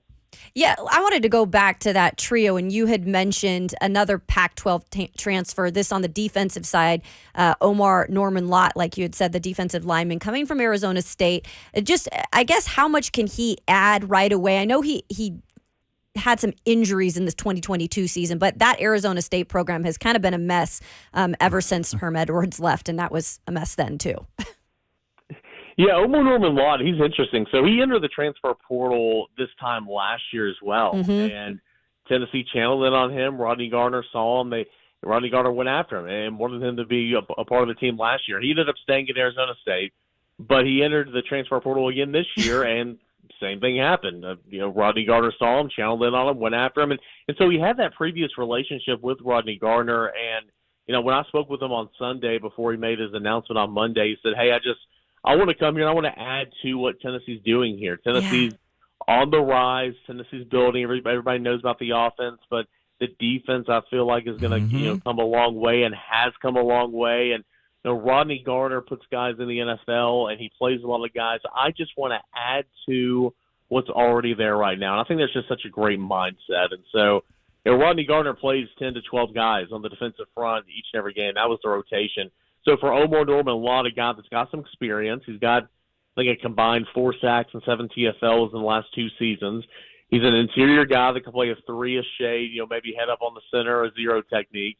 I just think that he's going to be added to that rotation that's going to help Amari Thomas and DJ Terry and Bryson Eason and some of the guys on the inside. You can never have enough, guys to play in the trenches, as Ramon will tell you, in terms of SEC football. So Tennessee's getting an experienced guy that is just going to fit right into that rotation. Yeah, I thought it was interesting, too, because Omar Norman Lott saying that he kind of thinks as Rodney as like a grandpa figure, right? And he's willing to learn. He's willing to take criticism, which I think is so important now when you have so many guys in the transfer portals when it comes to picking the right guy and finding the right spot. How much does that really have to be taken into account? You've got to get the right dude in there. Well, it's huge, and especially with a coach like Rodney Garner, who is so tough and asks so much of his defensive linemen. And it's good that you know that coming in. It's also you've never experienced it. So It's good to have that mindset. But, again, he's going to coach you hard in terms of Rodney Garner. He's going to coach you hard. He's going to love you harder. And I think that if a player or a prospect, a guy in the transfer portal, whoever, kind of understands that, then they have just the perfect mindset coming in. These guys are coming to Tennessee because they want to win. They're seeing that Tennessee's on the rise, and Tennessee's flipped the script, and offensively it's fun, and you're going to score points, and you're going to play for an offense that's unique, and defensively you're going to complement that, and you're going to go win some football games. So, having that type of mindset, I do think is very, very critical, especially that's there in the transfer portal, because if you're in the portal, you're looking for something specific. Yep. And wanting to sign up and come and be a part of that, just to me, it says, hey, I've done my homework, and I don't just want to win, but I want to be a part of something. Eric Cain, VolQuest.com, with us this morning on Ramon, Kayla, and Will. John Campbell, the left tackle from Miami, who Tennessee brings in, how does his skill set translate to what Tennessee wants to do on the offensive line? Where do you see him fitting in Tennessee's rotation up front? It's a really good question. He's got versatility. So he started every game this past season at left tackle. But in the past, he's played a little right tackle. He's played a little right guard.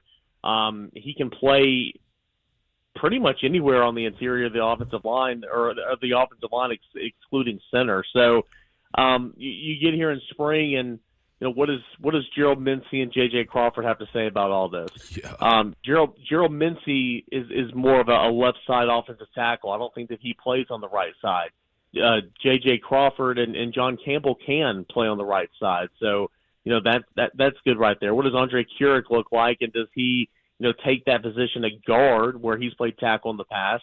The Texas offensive line transfer. Is he going to run with this guard opportunity? Is where I think that he's going to be, kind of slotting in here. So it'll be interesting. I think it's great that he has versatility, but even more so, he's got good size, up 6'5", 320. He's got experience, and he's been a guy that started a whole lot of games in ACC play. And I just think that's perfect for Tennessee and where they are right now, because you're losing two starting offensive linemen, which is a massive loss. No one is going to replace Darnell Wright, because he was just so phenomenal the last 2 years. But you want experience, and you want guys who have been battle tested. And I think that's what John Campbell brings. And again, that versatility. If J.J. Crawford or Gerald Mincey aren't getting it done on the left side, John Campbell can step in and play left tackle. If one of those guys can win that job, then he can slide over and play right tackle. I just think that he gives Tennessee a lot of options up front on the offensive line. Well, I feel like I'm stealing Ramon's thunder here, Eric, asking about interior offensive linemen. So let me be the first then to ask about the options Tennessee has inside. The highly touted freshman coming in last year, Addison Nichols. Obviously, Cooper Mays returning a wealth of experience at center. You mentioned Andre Keurig from Texas, an interesting prospect who's played outside and inside. How big of a focus, how big of a question mark do you feel like those interior spots are for this Tennessee team? Well, in terms of, it's a question about Jerome Carvin, because he's kind of just been steady Eddie. He's played each of the past 5 seasons a whole lot of football, and he's played center a little bit. He's played both guards, so you're having to replace that guy. But, Javonte Spraggins, I feel like he's improved every single year. Cooper Mays was finally healthy this year, and he looked really, really good. But you do have to replace Jerome Carvin, and so is that going to be Andre Keurig? I think that's what the coaching staff kind of envisions. I think that's kind of what they want to see. But if not, you have 2 veteran, we're talking 4 or 5 year, veteran backup offensive linemen, and Ollie Lane and Jackson Lampley, who have seen their fair share of, coming in and fair share of series over the past couple of years that you feel like you can rely on. And then you have that group of freshmen from this past year. You mentioned Addison Nichols. I'm really intrigued with Addison Nichols, because he's kind of a swing guy, in my opinion. He snapped the football a little bit in spring. He came in as an offensive tackle. I think he can play right tackle, but I think his future is at guard. And I think this is a massive spring practice coming up for a guy like Addison Nichols. Can you push to be, getting some serious playing time? What position are you actually going to play for, Tennessee here? Are you going to be that swing guy? And then, of course, Andre Keurig, as we already mentioned. So there's some options there, but I think trying to replace a guy like Jerome Carvin, who has played 60 games here for you the past 5 seasons, making, over 40 starts, that's a whole lot of football you're having to replace. But hey, that's the nature of college football, and Tennessee's got some options, and they're going to have to, one way or the other, they're going to have to find somebody to step in and take up those snaps.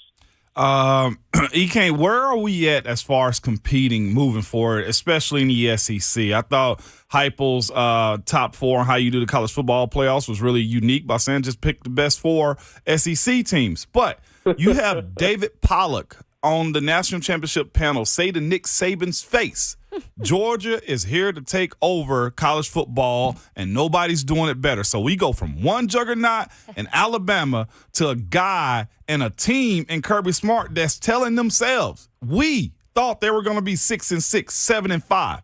They got a chip on their shoulders so big. How and where are we at considering the last two classes and what Heupel has done? Well, first of all, credit to Kirby Smart for making his team believe that everybody thought they were going to be 6-6. I'm seeing all these videos of all these players saying everybody counting us out. Everybody thought we sucked. No! Who? That's what I want to know. You know what that is, Ramon? That's Nick Saban right there. Yeah. Kirby Smart pulled a Nick Saban, if we're being honest. Did he? Did he set the blueprint for Saban? I'm interrupting your answer, but goodness, that's a lot of lies he told. I mean, he did, and it worked because that team was motivated, and they truly thought that nobody thought they were good, which is hilarious to me. Were they as good as they were last year? No, they had 15 NFL guys they said goodbye to, but they were still really good, and then that showed. As far as Tennessee, I mean, I think Tennessee's here. I do. I think that the unique brand of style and offense is going to give yourself a chance to win every single ball game, which we've seen. I think the development and you combine that with speed and schemes that we saw just work so well with guys like Jalen Hyatt or even Princeton Fant this year and Cedric Tillman and some of those other guys the last 2 years. I mean, what Tennessee does offensively, of course, you got to have a quarterback, and Hendon Hooker was phenomenal. And, so much rides on a quarterback's play, so I'll be intrigued to see what Joe does there. But in the defense, defense took a step this year. It really did. I understand the South Carolina game was horrible, but the defense did take a step this year, and I think they're going to take an even bigger step next year. So I think Tennessee is arrived in terms of being competitive every single game out there. I think Tennessee obviously can beat Alabama, which it did. I think Tennessee can beat anybody in the SEC. But they're going to have to start putting it to Georgia because Georgia, as you guys have mentioned, they won 2 straight, and unfortunately I think they're here for a little bit right now. But I think Tennessee's a team that can challenge Georgia. I think Tennessee is a team that is Kirby Smart's biggest nightmare in the SEC East because I think Tennessee's talented. They got a good coach, and I don't think that Tennessee's going to be dropping off anytime soon. Now, will Tennessee win 11 games next year? I don't know. I mean, that's really difficult, especially with all you've lost. But I think Tennessee's going to be competitive and here to stay, and that's a credit to Josh Heupel and what he's building here in Tennessee. Eric Cain has been our guest this morning on Ramon, Kayla, and Will at _Cainer is where you can find him covering the Vols on VolQuest. Eric, appreciate the time as always, man. Hey, guys, thank you so much. All right, Eric. there is Eric Cain with us this morning on the Mark Spain Real Estate Hotline. We'll react to that coming up on the other side. Take a look at where Tennessee's transfer class ranks among the SEC in college football, according to 247 Sports. That's next on Ramon, Kayla, and Will, 104.5 The Zone.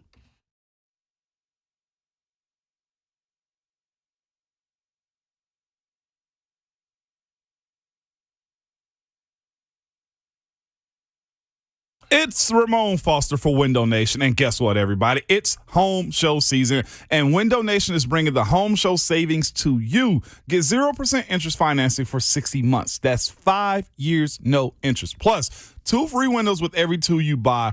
All of this without leaving the comfort of your home. Well, Ramon, you said it was a home show. Well, I got something for you. You can simply go to windownation.com/home show and try their free virtual visualizer. Yes, it's a free visual virtualizer where you upload a picture of your home and view hundreds of window options. Or you can call them at 866-90-NATION or online at windownation.com/home show. But with Window Nation, you can save up to 30% on your heating bills. Increase the value of your home, and if your windows are sticky, drafty, cracked, or hard to open when they close, guess what? You need new windows. The longer you have old, drafty windows, the more money you are wasting.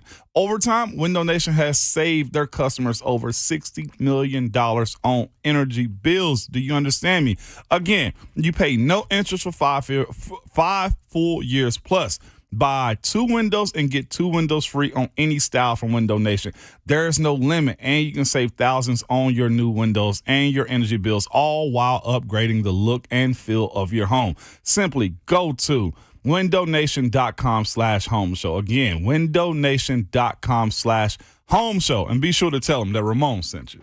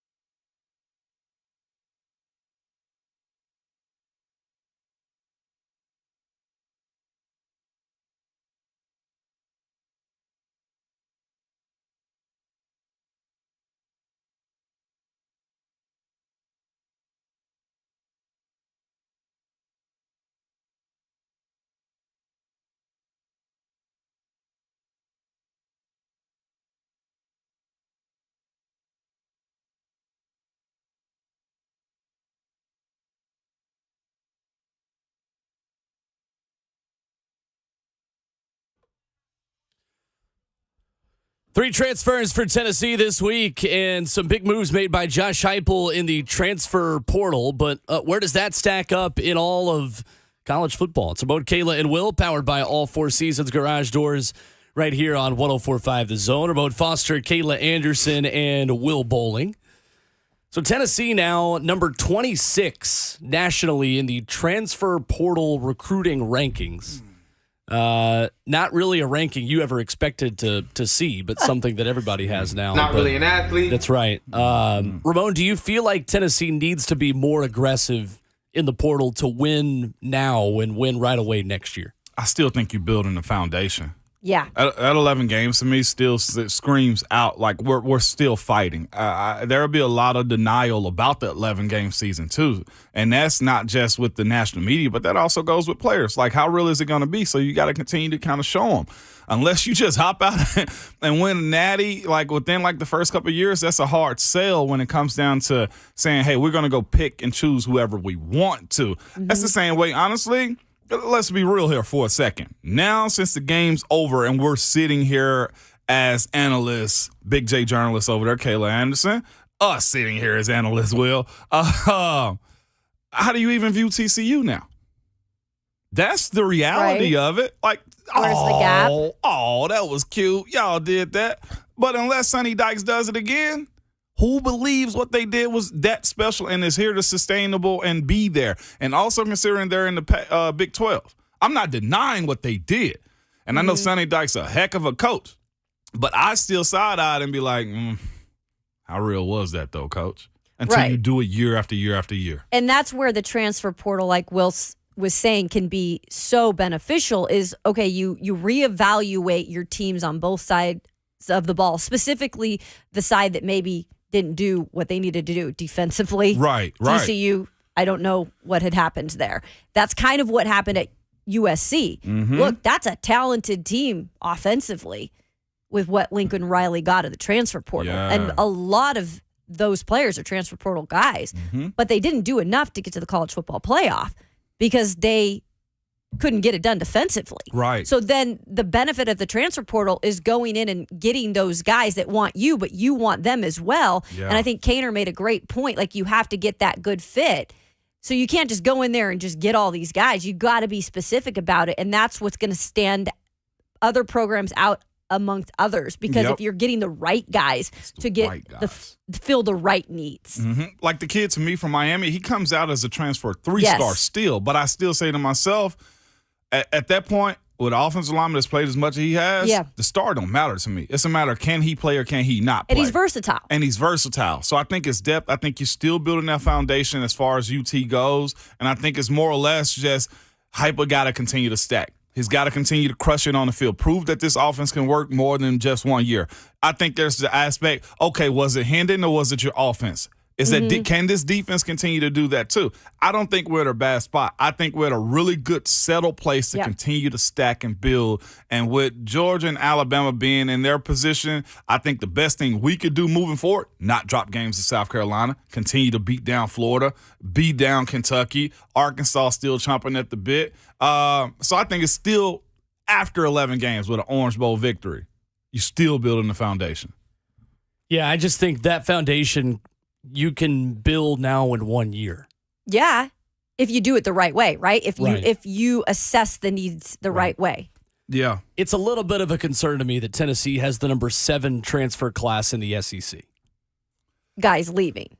Well, just coming in. Only incoming guys. They have the number 7 transfer class. Incoming 7 in the SEC. Yeah. And granted, 26 overall, you said? 26 overall. Okay. Granted, you have programs like Auburn who are a little bit more motivated to only use the transfer portal and win right away. But we saw the best example we've ever seen on Monday. Yeah. That Cinderella stories in college football don't exist. Right. They don't. Right. Not for championship winning programs. It's the one sport where talent acquisition is the most directly correlated with success. Because there's only one way to acquire talent. Well, now there's 2.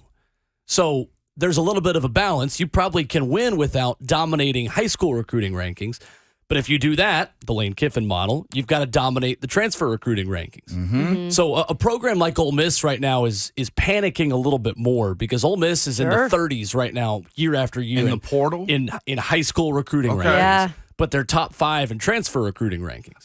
But they're not this year. That's the thing I'm saying is that you have to dominate and be elite in one of the two. Tennessee is pretty good in one and average in the other right now.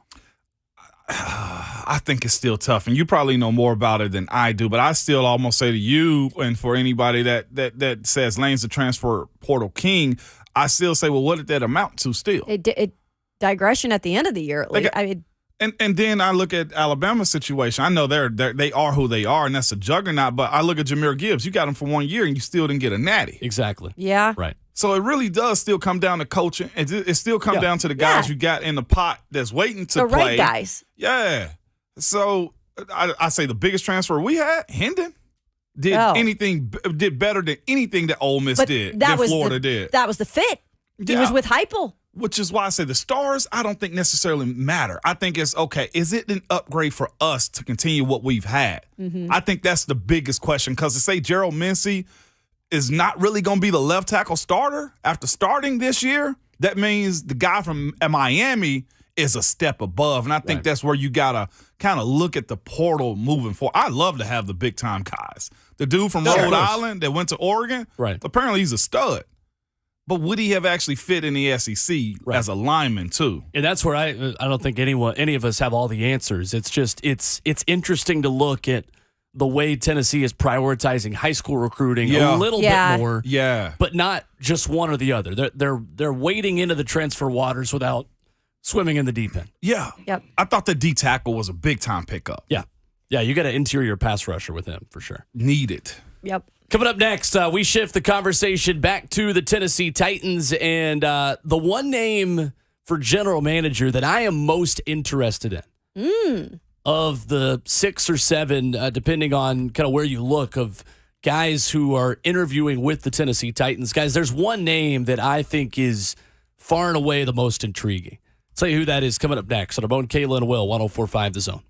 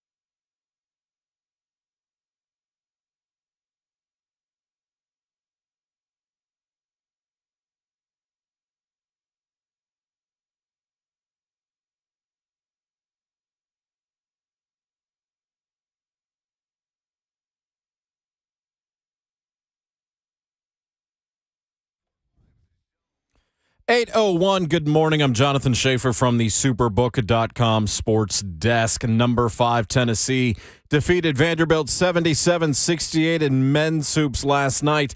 It was the Vols' 11th straight win over Vandy. Tennessee rallied from a halftime deficit to earn the victory and start SEC play with a 4-0 record. Julian Phillips and Santiago Vescovi each had 15 points as the Vols improved to 14-2 overall. Meanwhile, Liam Robbins scored a game-high 18 points for the Doors, who led 39-37 at the half. The Vols host Kentucky on Saturday. Of course, you can hear the game on 104.5 The Zone. Tennessee will retire Chris Lofton's number 5 jersey during halftime of the game. Speaking of Kentucky, the Wildcats lost to South Carolina 71-68. Belmont defeated Valparaiso 74-59. And in college football, quarterback Spencer Rattler announced he plans to return to South Carolina for the 2023 season. For all your foundation repair and waterproofing needs, visit USSTN.com. Breaking news at once on your home for the Titans and the Vols. This is 104.5 The Zone.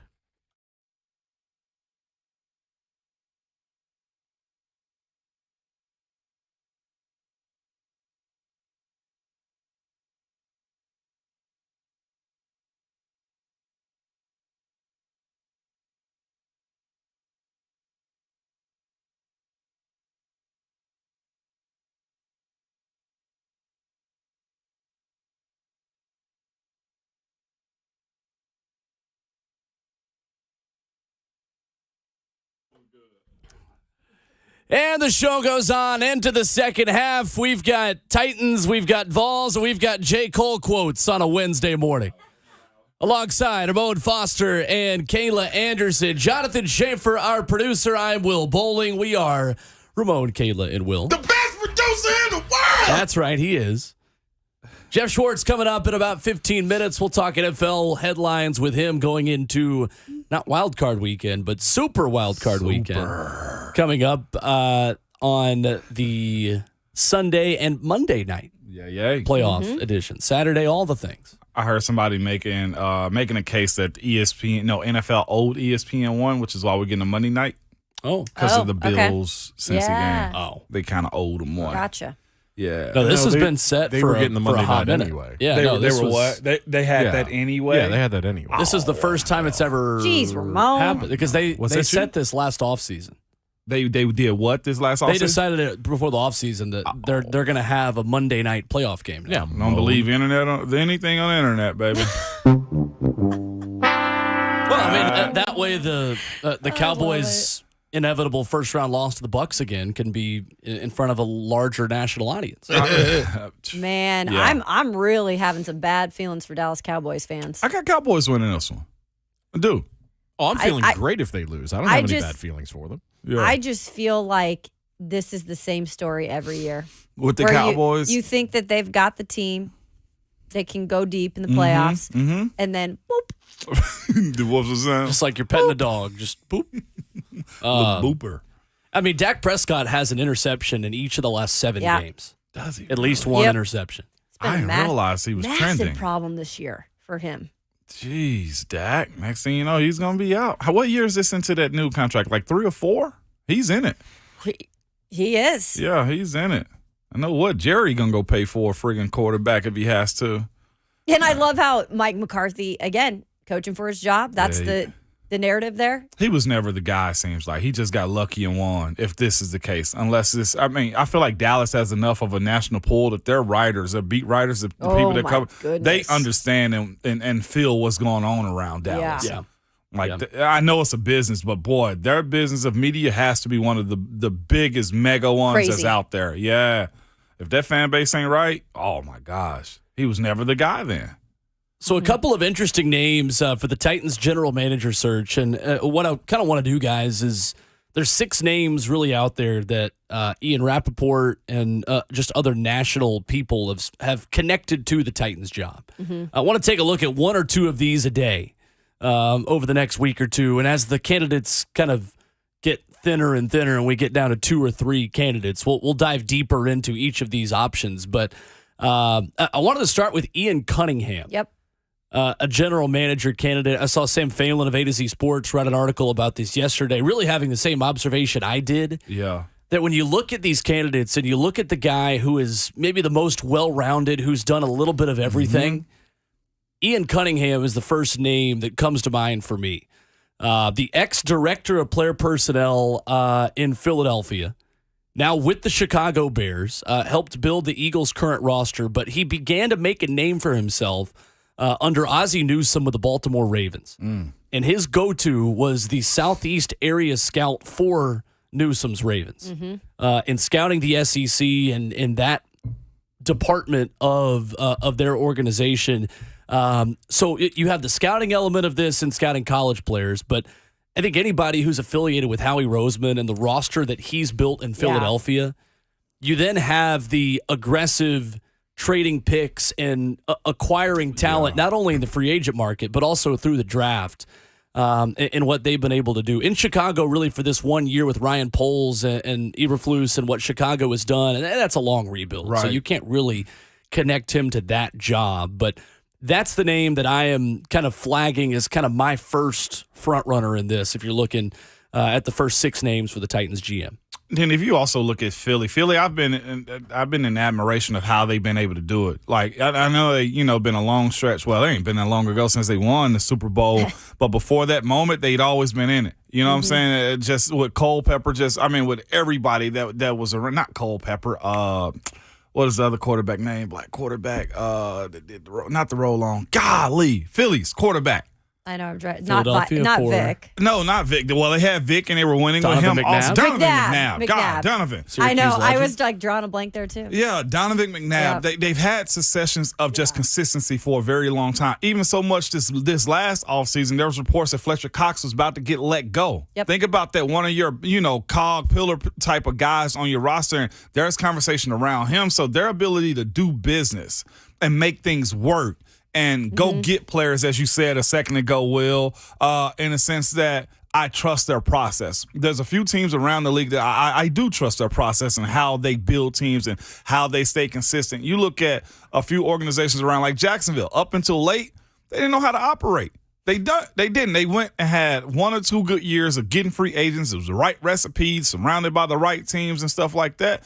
But Philly is one of those teams that I trust. 49ers is one of those teams that I trust as far as front office management goes. And there's a few more spring. Kansas City's another one. Like, if you're going for a guy, I understand that, front office personnel move around. They do go to other teams. But I really look at the era in which they were with teams when they were successful. Yeah. Because if you're around good stuff, Kayla, you're bound to pick up some pieces here and there into how to operate. Well, that's the biggest thing, too, that we were discussing yesterday. I think, it's okay to do something different, something out of house, not in-house necessarily, if you're the Titans and wanting to go in a different direction. But you have to make sure if you're going to get one of those new up-and-coming GMs that they have the background to support it. And Ian Cunningham, I would totally agree with you, Will, doing some background work on this guy. Seems like he's hit certain points, which is going to put him in place to be a general manager, whether it be for the Titans or somewhere in the near future. I feel like he's one of those guys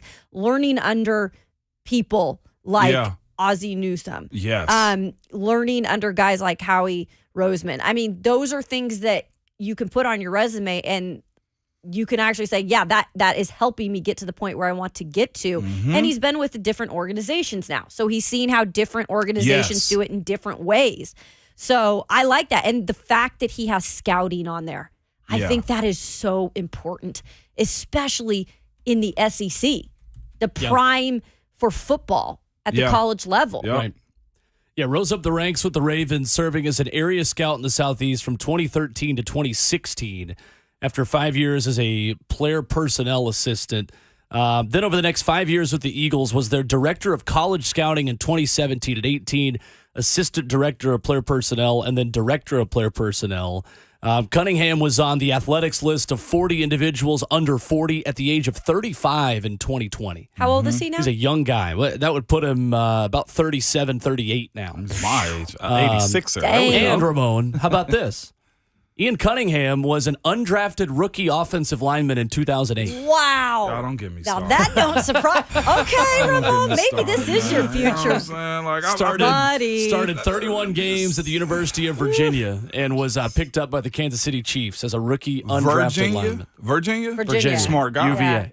Very smart guy. Yeah. I can already hear the first interview Ian Cunningham could do as the Titans GM and baby. bonding with this guy over here. I'm just saying we'll be front row every game, y'all, if he's here. Nah, but seriously, though, y'all know I joke about the OL stuff, but the route in which you got to go to be in that position is, I won't say it's any different than anybody else, but there's a level of understanding how grimy and dirty the job is, and there's an appreciation for how you got to learn and grow at your profession and at your skill set too. Like I said, I can talk front office stuff because I wasn't out there catching 100 balls a day and stuff like that, so I had a conversation with the GM and just talk to them, and I'm sure that's how he's kind of crafted his career to kind of move along in that business space. I think that's why you also have a guy like Jeff Saturday that can pull the ear of Irsay however we want that to sound and look like. Right. But he trusted, Jeff Saturday for a reason. Another undrafted guy that had to, fight and claw to get the position, whether he got that very prematurely and gained too much of Irsay's trust, that's another conversation. But either way, if he does get the job, he's going to be judged the exact same way that J-Rob was and anybody else in this league who's over that GM/scouting department for the Titans moving forward. What are you doing? How are you building this? And how much can you win? Yeah. He was hired at 23 years old by Ozzie Newsome originally. Yep. Took a work for the Ravens. If Ozzie's tapping your shoulder to come under his realm, that says a lot about that young man. 615-737-1045. And coming up next, our conversation with Geoff Schwartz, Fox Sports Sirius XM, as we talk with him on the future of the Titans and where this team goes next to do a full rebuild or a retool this upcoming offseason. We'll get into the NFL headlines going into Super Wildcard Weekend as well. Coming up with Geoff Schwartz joins us on Ramon, Kayla, and Will, 104.5 The Zone.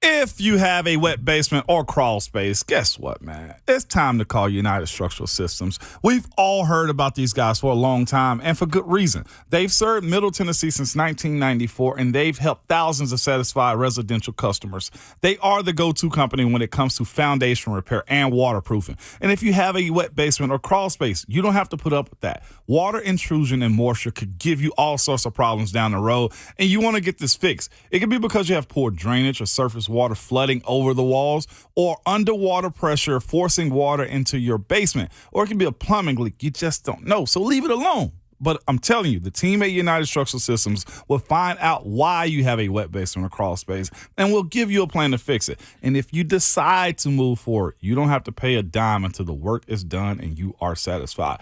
Get that free estimate from the people I trust. Go to USSTN.com. Again, that's USSTN.com. Or you can call them at 615-227-2275. United Structural Systems.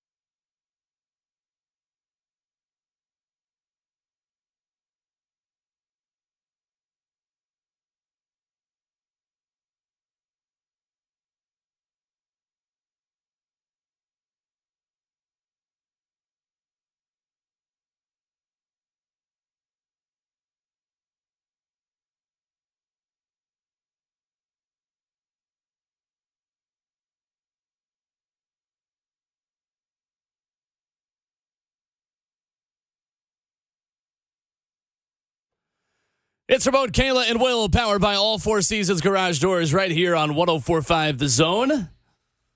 Ramon Foster, Kayla Anderson, and Will Bowling with you as we go to the Mark Spain Real Estate Hotline, continuing to talk Titans, Super Wildcard Weekend, and much, much more with our friend Geoff Schwartz from SiriusXM and Fox Sports with us this morning. Hey, Geoff, how are you? I'm good. Just getting ready for a little playoffs this weekend. College football's over. It's a little sad, but we still got some football left, so I'm in a good mood. And hopefully those games are closer than a 58-point deficit as well this weekend in the NFL. Well, Geoff, here it is the beginning of an offseason, and one of the most fascinating off seasons that we've had in Tennessee for quite some time. In your eyes, when you look at this Titans team, we'll start here. How much of a rebuild or a retool does this roster need this offseason? Well, you don't have a quarterback, right? Like, who's your quarterback for next year? It starts with that, right? Is it? I don't think it's Tannehill, right? Is it the guy you drafted who couldn't play in a playoff game over a guy that you brought in on practice squad 2 weeks before that? Like, it starts with that. I mean, you have to figure out your quarterback before you do everything else. I think defensively you're fine. It's a matter of offensive line, finding some more weapons for a quarterback. But quarterback, who's your quarterback next season? That is the number one priority for the Titans to figure out. It is, man. And in that quarterback situation, you got to figure out who's going to protect them. Geoff, you in watching your brother in Kansas City and continue to watch Kansas City now, what were the steps to actually get that OL with Orlando Brown, with Trey Smith, Go Vols, with just all the guys that they have on that line? What was the process and steps? Did they struggle early also in that rebuild of almost 5 new offensive linemen? Yeah, so they played that Super Bowl against Tampa, and they basically had 4 guys playing new positions in that Super Bowl. And they decided, like, look, we can't get Pat Mahomes beat up in this way. They released Eric Fisher. They released my brother. I think both guys were actually hurt at the time that they were released. Wiley, I think, moved from right guard to right tackle. They let the center go, and I forget even who was playing left guard at the time. I think it was Newski, and he was gone. So they added Orlando Brown via trade because if you looked at the draft and where the Chiefs were drafting at 31, it was unlikely that they were going to get a tackle with that pick. So they traded that pick away, which made sense at the time of the franchise left tackle. They haven't paid Orlando Brown. I'm not sure they will. But Orlando Brown, they paid a lot of money for Joe Thuney from the Patriots to play left guard, and he's going to be All-Pro this year. It's paid off. He's played well. People might argue that spending that much money on a guard is not good. I don't know. He's going to be an All-Pro this year. So I think it's money well spent. And they drafted Creed Humphrey in the second round, the center out of Oklahoma. He's an immediate All-Pro, like right away. So I think part of it is you do get lucky with at times your draft and kind of where you are. But look, he fits an offense great. He drafted a guy. They drafted a guy who fits what they want to do. And you mentioned Trey Smith, and look, Trey was probably a second-round pick without the medical condition. Yep. And the Chiefs got him in the 6th round. They got really lucky with getting a player like Trey in the 6th round. And as I mentioned, they moved Wiley to right tackle. And if Andrew Wiley is your worst offensive lineman, you're in a really good place. And so the Chiefs did that and did it in one offseason. Again, they hit on the center, they hit on Trey. But look, the Titans have got to figure out what they're doing up front because the guys they have drafted recently have not been good, right? We know Isaiah Wilson obviously gone. Dylan Radich has not been very good. Like, it's also about drafting and developing. And I know they fired their offensive line coach. So it's all those things. Andy Reid and Andy Heck, who's the offensive line coach at Kansas City, they do a great job developing offensive linemen. Yeah. And that's a big thing that has to happen in Tennessee is to develop those guys as well. Geoff, and that's where I want to go now because that's going to be a position of focus for this offseason, man. Those guys up front. You're around a bunch of prospects because OL masterminds, man. Y'all do the university. I love it. If you're looking for a good guy, maybe under the radar, 3rd-round center, second-round guard, 1st-round tackle, what is the criteria if you could just give us what's necessary to be an NFL offensive lineman? I feel like sometimes we overthink it a little bit. Okay. And we try to find guys with traits. And obviously that's very important, right? Like you have to have certain tangibles to play in the NFL. But just find a guy that finishes people in college. Like, it's not that hard. Like, if you're watching film, you're like, you know what? That guy finishes his block a lot in college. Guess what? he's probably going to do the NFL also, right? Like, it's like we overcomplicate. Well, his arms aren't long enough, and his 40 times not great. Who cares?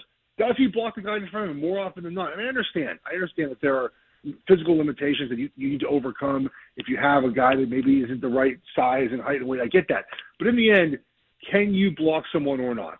And I feel like at times we draft guys based off traits instead of like, can you block this guy?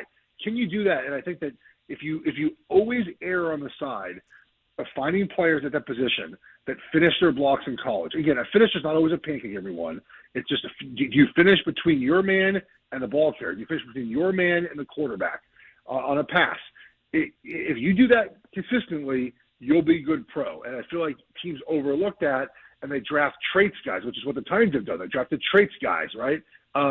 Draft guys that just block the other one, block the person in front of them. That, to me, feels like the simplest way to find good offensive linemen. When it comes to that, though, you say they overcomplicate it. Have you actually had conversations with front office folks who be like, "Oh, we loved his speed. He was 305 and he ran a 4.7." Like, have you had those conversations where it's like, dude, he didn't really play that well, or look who he played against? Does that also matter? Well, it does matter. I mean, look, Duke is the one of the two of us who talks to general managers. I mean, he's the one that I've been in with him when general managers have called him to get his opinion on players. Look, there's always a fine balance, right? Because you look at a guy like Trevor Penning, who's a small school guy who the Saints drafted in the first round. You know, his film, and I believe if you're drafting a small school player, they have to dominate. Mm-hmm. And the film showed that. But there's a lot of rawness to his game and had to be refined. And you have to figure out whether or not the player mentally is ready for that work. And can he learn quickly? Is he going to kind of ditch maybe some of the bad techniques that he used in college he was able to get away with? So it's not as simple as just saying, oh, pick any guy who finishes. But it's a matter of, okay, now can I translate those traits? Like, to me, if you are a lower school player, you have to look like the best player on the field. Yeah. I mean, offensive lineman in the NFL. Like, if you look at the guys that do that, there's a kid of North Dakota State, their left tackle. He does that right now. Like, every play, it's like, oh my God, that guy's an NFL player. And that's what you need from small school guys. So it's not a one-size-fits-all thing. But I do think that you know, guys get overdrafted because of their athletic ability. And also, too, like, it's important to note, like, if you have an offensive line coach who has not shown the ability to be a great developer of talent. Now, he might be a great offensive line coach with older players or with free agents that you picked up, but he might not be the best, you know, guy to bring a first-round pick or a second-round pick in and develop that guy.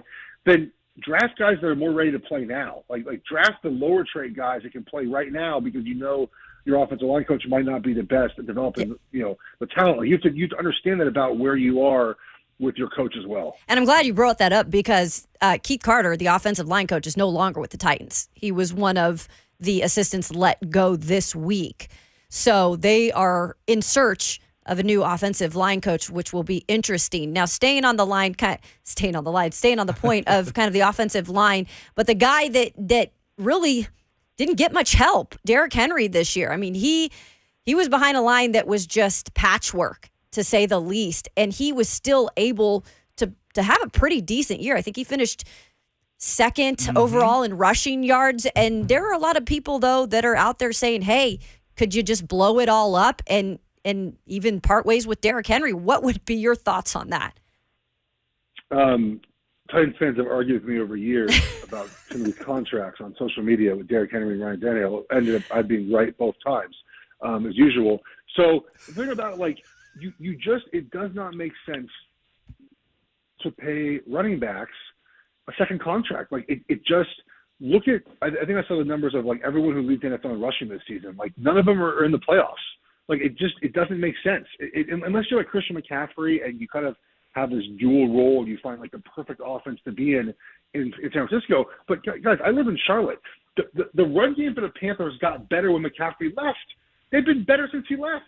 Like, I just don't understand the need to pay a running back. Like, wouldn't you rather, like, what if you downgrade from Derrick Henry?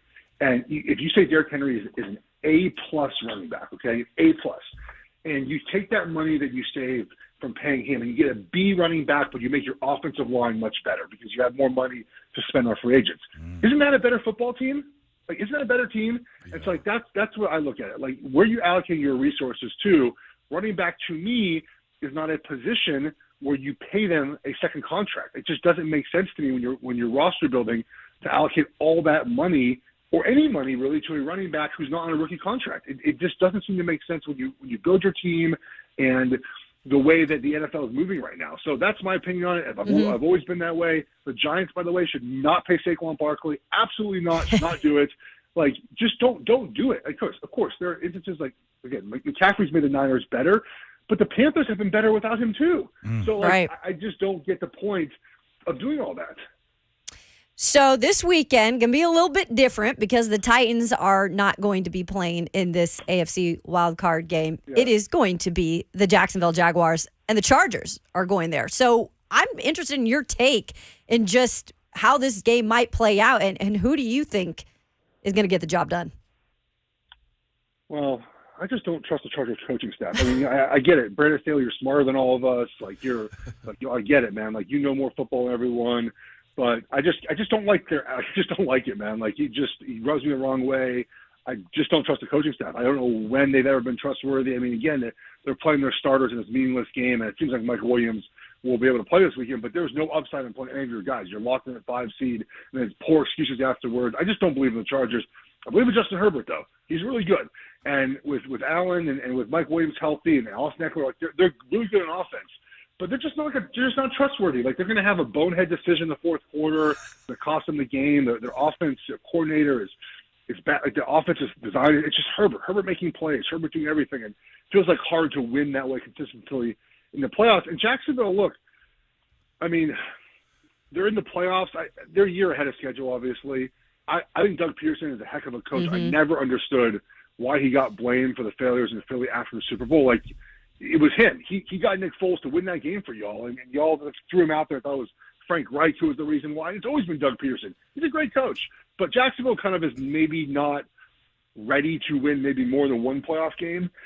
Look, they had -1 yards. Yeah. I think they had -1 yards on the fourth quarter and won that game on Saturday night. So, like, they're a year ahead of schedule. The Chargers, in my opinion, should win this game.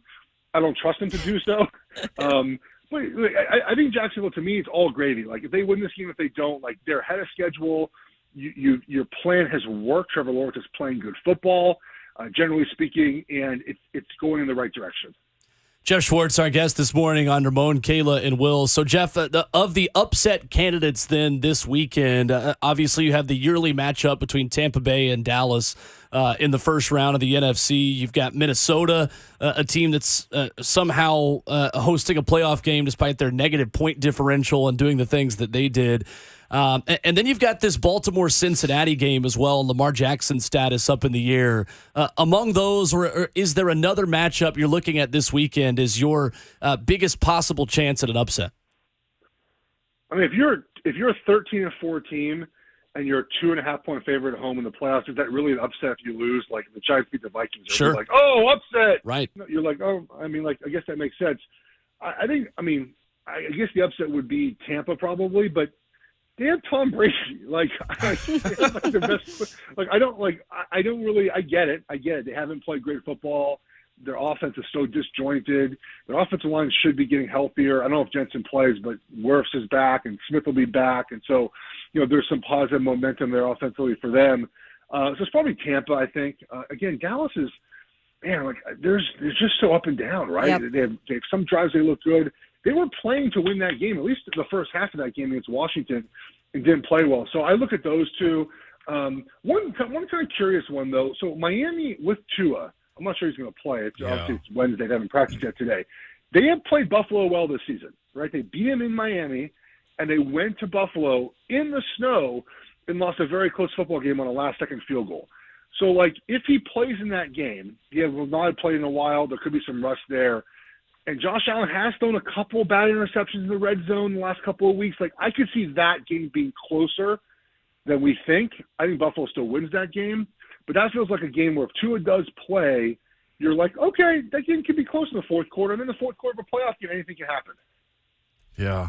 Yeah, and Geoff, in the AFC, you kind of led me to the next question there on Buffalo and Cincinnati challenging Kansas City again. So often in sports, we just get bored when teams are as good as Kansas City has been. But do you trust either of those two teams, Cincinnati or Buffalo, more than you still believe and trust that Kansas City is kind of the team again this year? I think the Bengals are the best team in the AFC right now. Okay. Ramon is That's a great way to make Ramon Foster just so angry. I he's love it. squealing. Why would you say that out loud? Now, I'm sorry, buddy. Now, the problem is the Bengals have the toughest path, right? Because they have to go to Buffalo and then go to Kansas City. And the one seed in the AFC was important for the reasons we know. But more importantly, this specific year, the one seed means you avoid having to play both Buffalo and Cincinnati, right, to get there. Like they have to play each other and then play Kansas City if it all breaks out as the favorites. Guys, Cincinnati, they're really good, man. I know. Yeah. Last year, I thought it was more smoke and mirrors, right? They hit a lot of explosive plays on offense. Defensively, they had like one good half against the Chiefs for some odd reason. The Chiefs couldn't win that game, and they won last second in Tennessee. All those things. This year, guys, their offense is much more efficient. It's not the home run ball. It's still there. They still have that there. But it's a more efficient offense, and they're able to generate plays without having to throw the ball deep to chase. Defensively, they're really solid.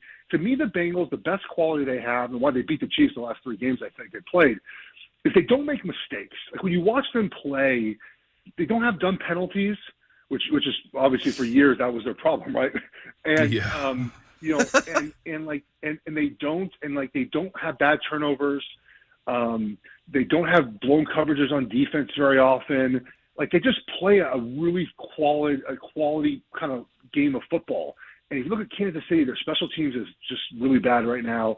Their defense is getting a little bit better, but not great. And the Bills have that variance, right? Where like they have one good quarter, one bad quarter.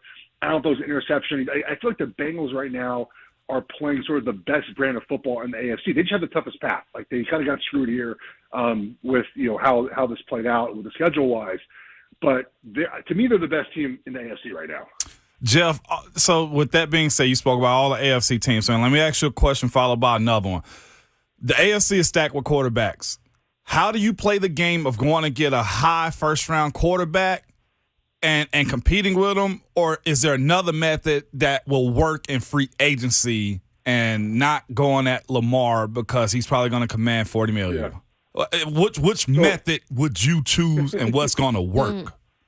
Okay, so the AFC, obviously, the playoffs this year, it's Mahomes, Allen, Burrow, Lawrence, Herbert, and Lamar, right? Yeah. The AFC is really good at quarterback.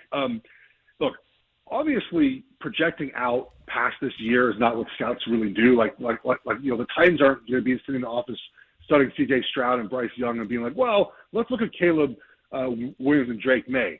And it's hard as a fan base to sell this, to your fans. And I get Vrabel's not going to want to probably do this, but I'd be really bad and draft Caleb Williams next year, or 2 years. I would just stink this year, get a bunch of cap space, kind of retool, rebuild, and then try to get one of those dudes in 2 years, because those guys in 2 years are better, in my opinion, than anyone this season. And in free agency, you're really not going to get if you're that good at quarterback, you're being signed by your team, right? You're going to be re-signed by your team, or maybe the Ravens decide to get rid of Lamar. I don't know. So, to me, you have to go in the draft to find that guy. All the guys I mentioned, all drafted, right? But this draft, you're not in a position, I think, to trade up for one of those guys. They're not good enough, in my opinion, to trade up for. And so maybe the option is, we just are going to have one bad season. We're going to do this, and we're going to get a quarterback next season. So I don't know kind of how they want to go. Look, they could go the Pittsburgh route, Ramon, which is sort of we're never bad. Maybe Kenny Pickett's the guy, maybe not. But, there's that route too, I think. I'm just not sure who that guy is. Malik Willis is not that guy. It feels very clear, right? So you draft another quarterback this year. Maybe it's a second-round kid you find somewhere, and he becomes kind of like a little Kenny Pickett-ish, and you play good defense, and you sort of get to that 500 mark. Or just you stink, and you try to draft Caleb Williams in 2 years. I want to switch real quick to college and ask you about that national championship game, or whatever you want to call that, because – man, it just seemed like TCU was just not even close to the level of Georgia. I mean, what did you take from it? And it was hard for me. I couldn't put TCU at 2. I couldn't put them at 2 when it was all said and done. you're a Cougar, right? Yeah. I have that correct. Okay. So my thought was, the Pac-12 was never winning a championship. Right. I'm watching that game. I'm like, my Ducks. We had our chance a couple years ago. It's just not happening anymore. Like, the game is so much about talent acquisition. Yeah. And Oregon's doing a great job at it. Like, Oregon is the best in Pac. We have good football players. Sure. We don't have Georgia players. You're right. So like, it's a big difference. And trying to feel that, like, Oregon's recruiting sort of anywhere between like the 6th to 12th best class. Georgia had 5 straight classes in the top 3. Like, there's still just a big difference between, you see the body types, right? Like, there's no Jalen Carters on the West Coast. Like, it's hard to get those guys. And so to me, I don't mind it. I like watching Georgia play. I'm totally fine with their success. I'm not one of those who's like, I hate the SEC. Ooh. I like watching good football, so I'm fine with it. But it's just like, as a fan of another team, I'm like, all right, well, I'm kind of going to cross that off my wish list. How about we just win our conference? Like, it's just not going to happen because they're just so talented. And again, I don't begrudge Georgia at all. I mean, I watched their film yesterday. Their offense was so much fun. It's a very pro offense. New formation every play, new motion, new shift. I mean, they do a ton of fun stuff, but they're just better. Like, they're just better than everyone outside of Bama and maybe an LSU year when they have a bunch of talent now with Kelly there. It's just the way it's going to be. And the thing about college football that's so fun, I think, is there's many different ways to enjoy it, right? Like, the NFL, the way to enjoy it is win a Super Bowl. Like, that's simply the way it works. But in college football, there's many ways to enjoy it. You can enjoy a 10-win season if you're a team that doesn't get a 10-win season very often. You can enjoy a conference championship. You can enjoy winning 6 games if you normally Kansas, right? You never win. You win 6 games. So there's many different ways to enjoy college football. That's a good so point. You can still enjoy the game of football in college without your team winning a championship. And so I think that's the way I approach it most years. I think moving forward, that's the only way I can approach it as an Oregon fan. Like, exactly. Okay, like let's win 10, 12 games. Let's win it. Well, the Rose Bowl's gone. Let's win a playoff game every other year, and I'm happy as a fan. I'm with you on There we that, go. Jeff, being from the There we Pac-12. go. Love it. Geoff Schwartz has been our guest here this morning. Fox Sports Radio here this morning on Ramon, Kayla, and Will. Jeff, appreciate the time as Thanks, always, man. Jeff. Thank you, guys. Have a good day. Take care. All right, there's Geoff Schwartz with us here on the Mark Spain Real Estate Hotline. More reaction to that, more of your phone calls coming up next. Ramon, Kayla, and Will, 104.5 The Zone.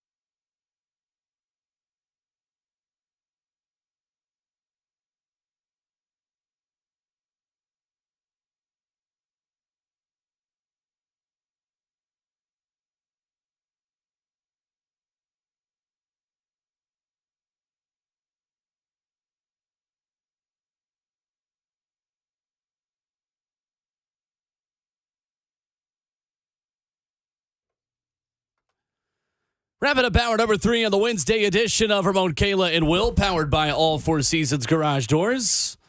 With Ramon Foster and Kayla Anderson, I'm Will Bowling. Good conversations this morning with Eric Cain, Geoff Schwartz, and Rhett Bryan coming up with us in hour number 4. The Indianapolis Colts. That's right. Talk a little bit of wild card weekend with him. Get a recap on his final Titans game day and the final game day of the season. We'll go back to the phones, the 615-737-1045. Kenny is in Kentucky up next, chiming in with us this morning. Hey, Kenny. What's up, Kenny? Hey, guys. How's it going? Good. Good morning. Good morning. I just wanted to say love the show first and foremost. Appreciate it. But you guys were talking about Ryan Tannehill, and this is my perspective. Dobbs did not do bad the 2 games that he played in as far as coming into a new system, new plays, so on and so forth. My thing is, if he ain't got nobody to throw to, no matter who the quarterback is, whether it be Tannehill, Dobbs, I just don't see a good receiver. I don't mean that bad because they have their moments, but Tennessee needs to go get some help catching the ball. I mean, there's a lot of times this year to where I watched the ball hit them in the hands. I mean, my coach always told me, if it hits you in the hands, you better come down with the ball. And that's my outlook on it. I mean, I don't care if you go get Aaron Rodgers. If they can't catch the ball on the other end, you're still not better than yourself. Yeah, I'm with you. Appreciate the call, ride Kenny. with that. Thanks. Yeah, And you're pro. And I mean, when you trade away your top guy, who has been the one that has been able to show at least some sort of consistency besides a little bit of injury when AJ was here, and now you're relying on a rookie to come in and be that top guy, and then he can't stay healthy. Yeah. And then you got Robert Woods, who just was blocking most of the time, and when he had some opportunities, he did drop balls. Right. Yeah. I think that being said, the Josh Dobbs ceiling in the NFL is as a backup quarterback. He's a good backup quarterback, but if you bring back Josh Dobbs to be the starter next year, that would really surprise me. Yeah. That would be a full-on, hey, let's go get Caleb Williams, probably, or give ourselves the ability to get Caleb Williams in the future. So if I can, we've had. I'll ask this and we're going to the next hour. I know we're up against it, but we've had 2 people nationally come on, Mike Ginnitti and also Geoff, that's kind of alluded to this. Yeah. In order to go get that guy, are you willing to be subpar? That is the That's what million-dollar question. everybody's waiting to see. Really the $17.2 million question this offseason. Yeah, it is. Because Well, that's the money you'd save without Ryan Tannehill. y'all okay with being below 500, Yeah. like below, Because if that's the reality if you get rid of Tannehill. if you planning for the future. Yeah. Coming up next, hour number 4. 4's up. Around Middle Tennessee, the show that gets better into the fourth quarter. Rhett Bryan will join us, the executive producer of Titans Radio. We'll get his thoughts on the OC and GM searches, wrap a bow on the season, and talk some Titans with Rhett B. Coming up next, Ramon, Kayla, and Will, 104.5 The Zone.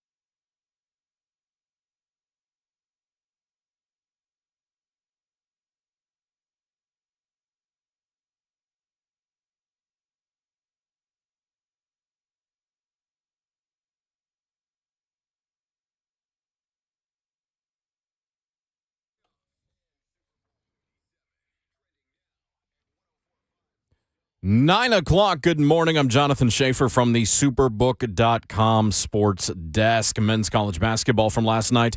Number 5, Tennessee defeated Vanderbilt 77-68.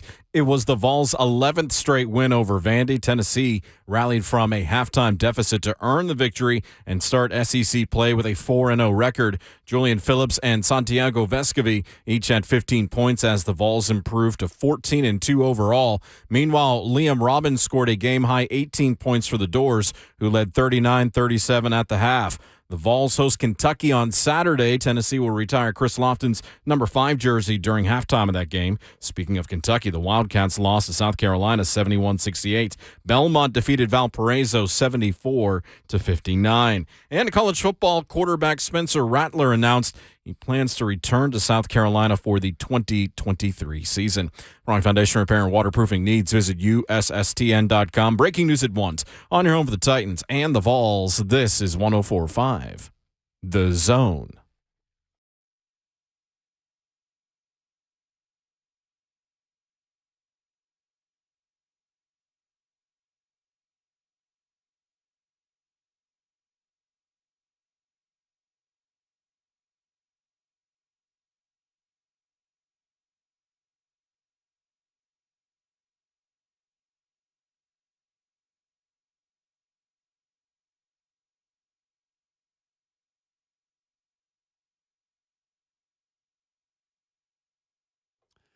And the show goes on for 60 more minutes this morning on Ramon, Kayla, and Will, powered by All Four Seasons Garage Doors, with 11-year NFL veteran, Vol for Life, Cincinnati hater, Ramon Foster. Yes. Oh.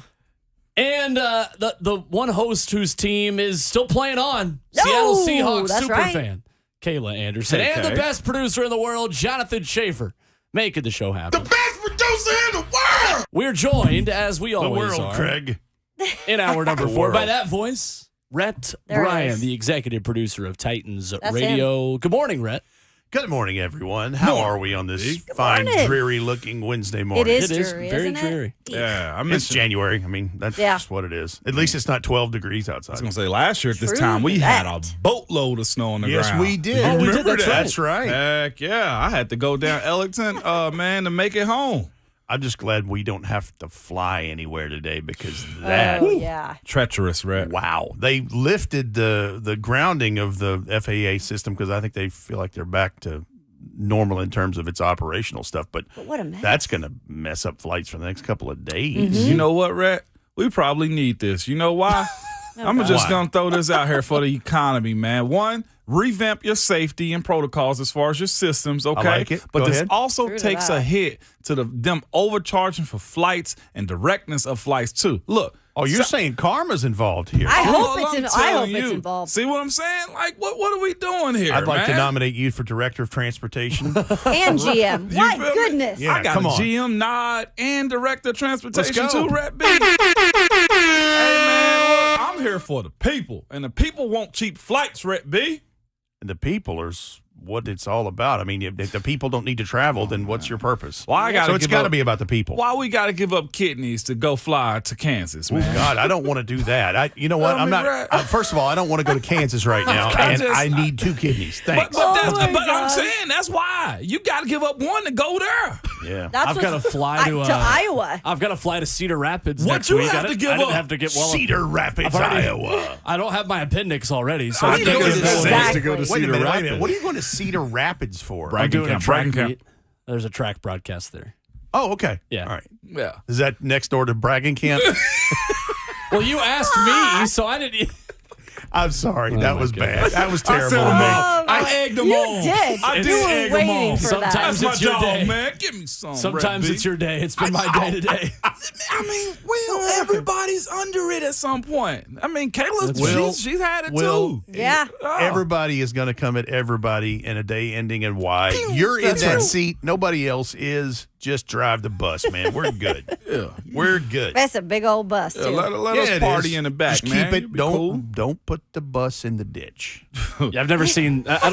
I think would bragging suck. about going to Cedar Rapids in January is like the smallest Yeah, flex that a person sounds could possibly. awful. We didn't say it was a good flex, Yeah, but it's still a flex. And I guarantee you the weather is lovely there this time of the year. Yeah, I'm glad it's an indoor track Ooh, meet. I was gonna say. I'm glad it is for your sake, Thank too. goodness. You know what? I would run to that opportunity. I think that's pretty cool, Will. First one with You'd frostbite run to- wins. You would.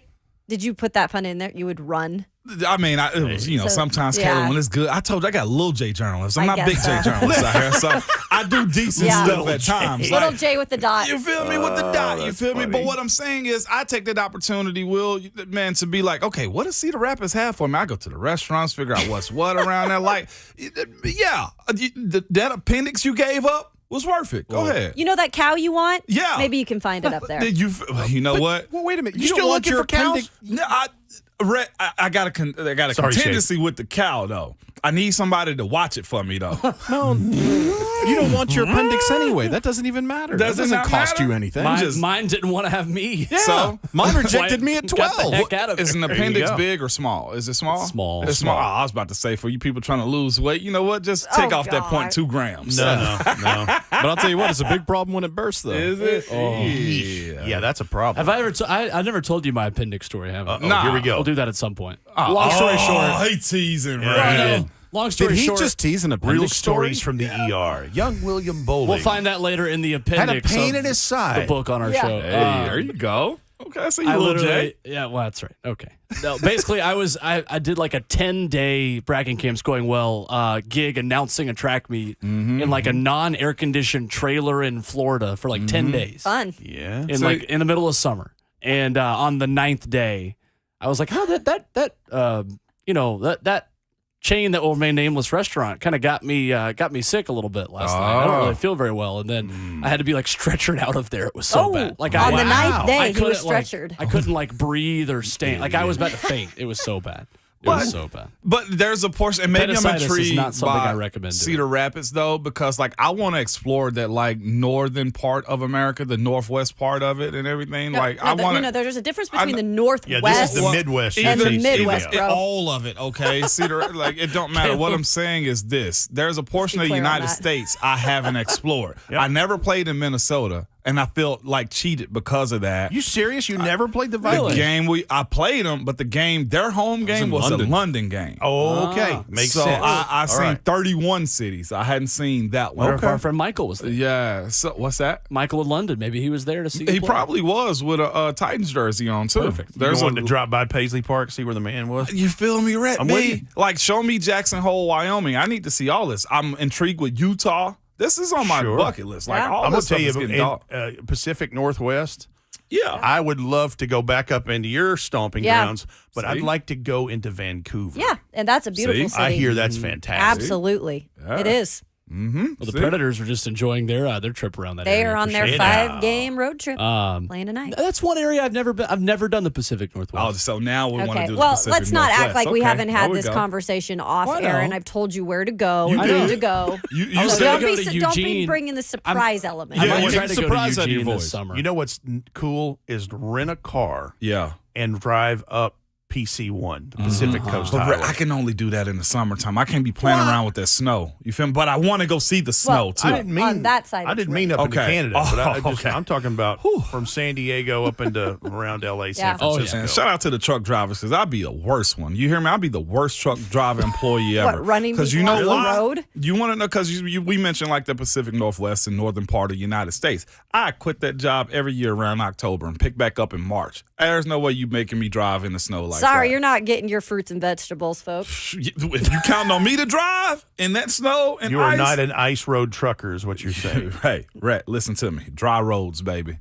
I'll helicopter it to Hi, you, I'm though. Fairweather Roads Foster. Fairweather Roads Ramon. That's Road my name. Moen Foster. Road Moan. Road. I just had we got off track right there. Well, anyway, Rhett, man. but It's okay. All that being said, the Midwest is the worst part of America. So Yeah, Wes. Oh, Wait, tell that to Might Nelly. have some Chicagoans that might Whoa. disagree with you there. no, but I do love Chicago. I'm just Chicago. thinking of again your hatred of Cincinnati because that's kind of the beginning of it. Well, no, I mean it's not really because we just call that the armpit. Yeah, okay. Oh, okay. All right. That's not really the Midwest. How can you call anything That's Midwest Toledo. when it's east of the Mississippi River? I've never understood that. Huh. Yeah. The Midwest gave us the Buck Rising show. So. Well, they gave us also Yeah, Nelly. but that's Indiana. That's on the east side of the Mississippi, too. It doesn't make any sense I'm at all. kidding. I'm kidding. Well- Anyway. I was about to go into a rant around here. Never mind. So what about that GM, huh? They The want to general talk GM manager in the search is chat. underway. More on this Titans report in just a few moments. There we go. See? Now. A lot of names, Rhett. 6 to be specific. Yep. Any Search has one been or going two- on for It has. a few minutes now, about a month, I think, is what was reported. So they really dove right into it after they released John Robinson. I'm a big fan of Rand Carthon, the director of player personnel with the 49ers, assistant GM Adam Peters, 49ers. I think there's a lot of good candidates here. I think an interesting one is Malik Boyd, the senior director of pro scouting for the Buffalo Bills. They're obviously doing things right, and if they can get past the Kansas City Chiefs, may win some hardware in this whole thing. We'll see what happens. But I haven't scoured all of this. I know you like Ian Cunningham, the assistant general manager of the Bears, who has a very intriguing resume, and you're talking about been around the block with a couple things. Hired as a 23-year-old scout for the Ravens by Ozzie Newsome, and then spending time with Howie Roseman in the Eagles organization. Yep. That's a couple places that's had some success. Check and check. That's right. But yeah, and I think this thing will hit the accelerator pedal pretty quick now that the Titans season is over, because Senior Bowl's in 3 weeks, and you want a guy in place before that ever happens, so you can get down there and start looking at guys. Because how many guys? Think about how big the Senior Bowl has become in Mobile. There's a lot of those guys who are drafted now. Yeah, they are. It is the preeminent. It is. I don't want to say college all-star game, because really it's not about the game. It's about the practices. A lot of the bigwigs have already left by the time the game is It's the played on week. Saturday. It's the week leading up to. Right. So why go out of house, Rhett, instead of maybe staying in house for this particular search? Well, and maybe they still do that because Monty Ossenfort is the director of player personnel and has been with the Titans for a while, and he is certainly a legitimate candidate, and they've got one right there who's been steering the ship for the last 6 weeks in Ryan Cowden, who's the VP of player personnel. And what people don't realize about a lot of these candidates, especially like a Ryan Cowden, this is his 23rd year in the NFL. He had 16 years learning with Marty Herney in the Carolina Panthers organization before he ever came to the Titans, and he's been here 7-8 years. So he's got plenty of experience in every facet, from just below the general manager's level on down. And now he's got 6 weeks of experience, basically, trying to help keep the roster going and everything. And I'm sure he wants to have still been really working this week instead of, getting futures contracts that were released yesterday in that. But yeah, there's a couple of viable candidates in-house and half dozen or so out of. Well, we'll continue the conversation with Rhett Bryan coming up on the offensive coordinator search as well, and names who have been NFL head coaches who interest Rhett and interest all of us for this job. We'll get his thoughts on Titans season wrapping up over the weekend in Jacksonville. Much, much more with the executive producer of Titans Radio coming up next on Amon, Kayla, and Will, 104.5 The Zone.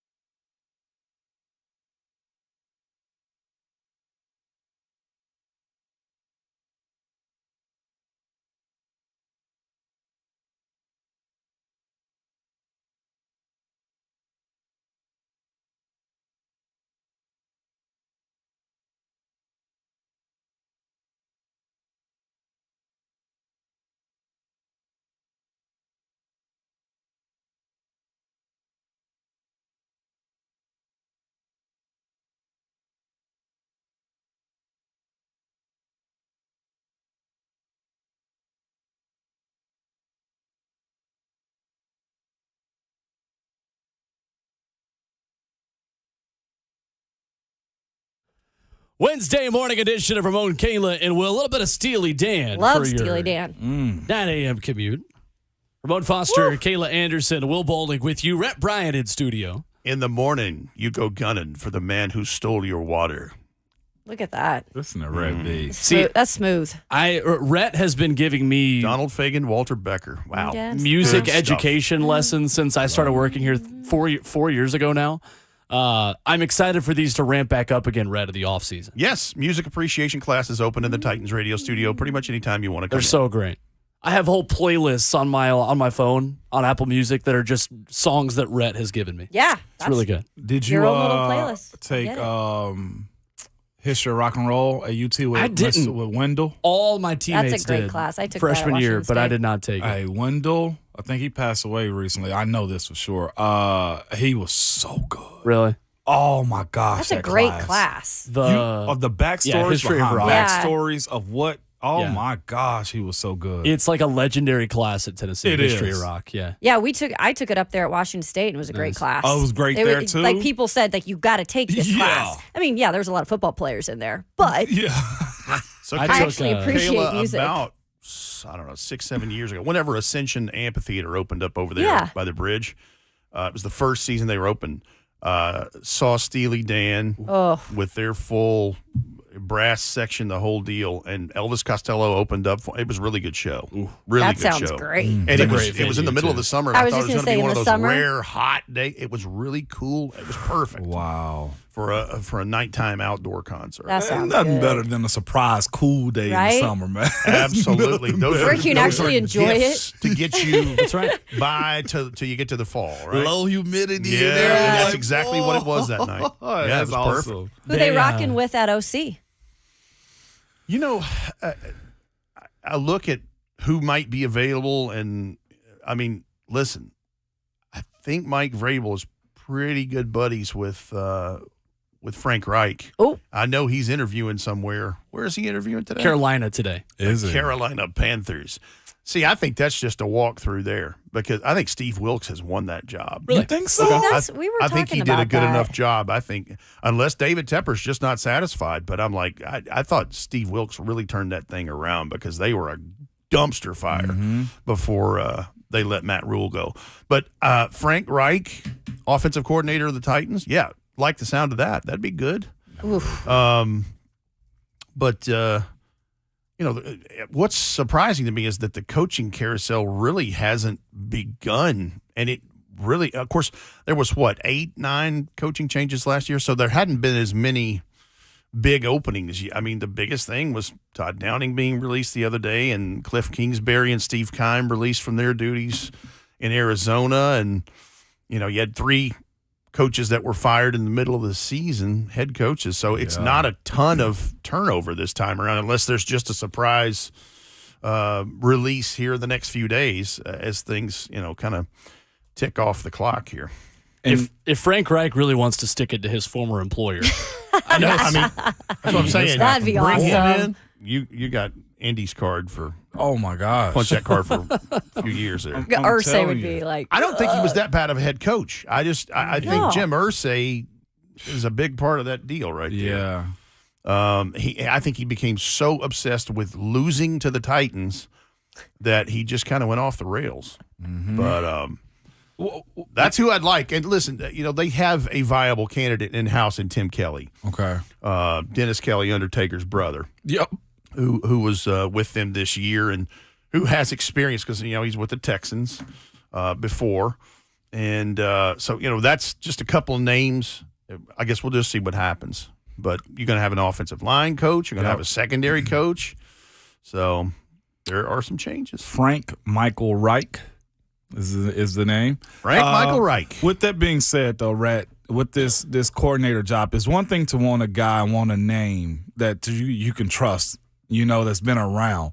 But what are you expecting out of this OC, Rhett, in your opinion? You know, like where are we at with, I guess we can say, moving forward with this offense? Well, it's going to have to be tandem with whoever the new general manager is in terms of. Listen, what are the couple of things that Mike Vrabel said in his closing press conference on Monday? He talked repeatedly about the protection of the quarterback. Yep. That's got to change. 49 quarterback sacks, nearly 3 per game is not going to cut it. No. Whether it's Ryan Tannehill, Malik Willis, whoever. So that's the first thing. And then the other thing, he reiterated something 2 or 3 times. Speed. He wants this team to be faster. So this general manager is going to have a good idea about what the head coach wants. And so, do they retool the offense? I mean, as long as the X factor is Derrick Henry. Yes. As long as Derrick Henry is here, I would think it would be a modified version of what they're doing with more emphasis on, RPO or whatever. Because, I mean, look, when the thing was running under Arthur Smith, I mean, Ryan Tannehill had some of the best games of his career. Yeah, he had a window there where he was really, really good. And the play action stuff, they were just killing people. And points were plenty.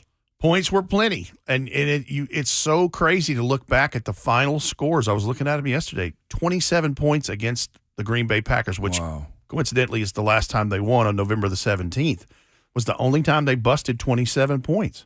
I was right for one for about 6 hours, Rhett. Oh, okay, here we go. Right for 6 hours. Oh, my goodness. But look at that, though. I mean, I know. All these other games, it was 20 points, 17 points, 24 points, 14 points. Yeah.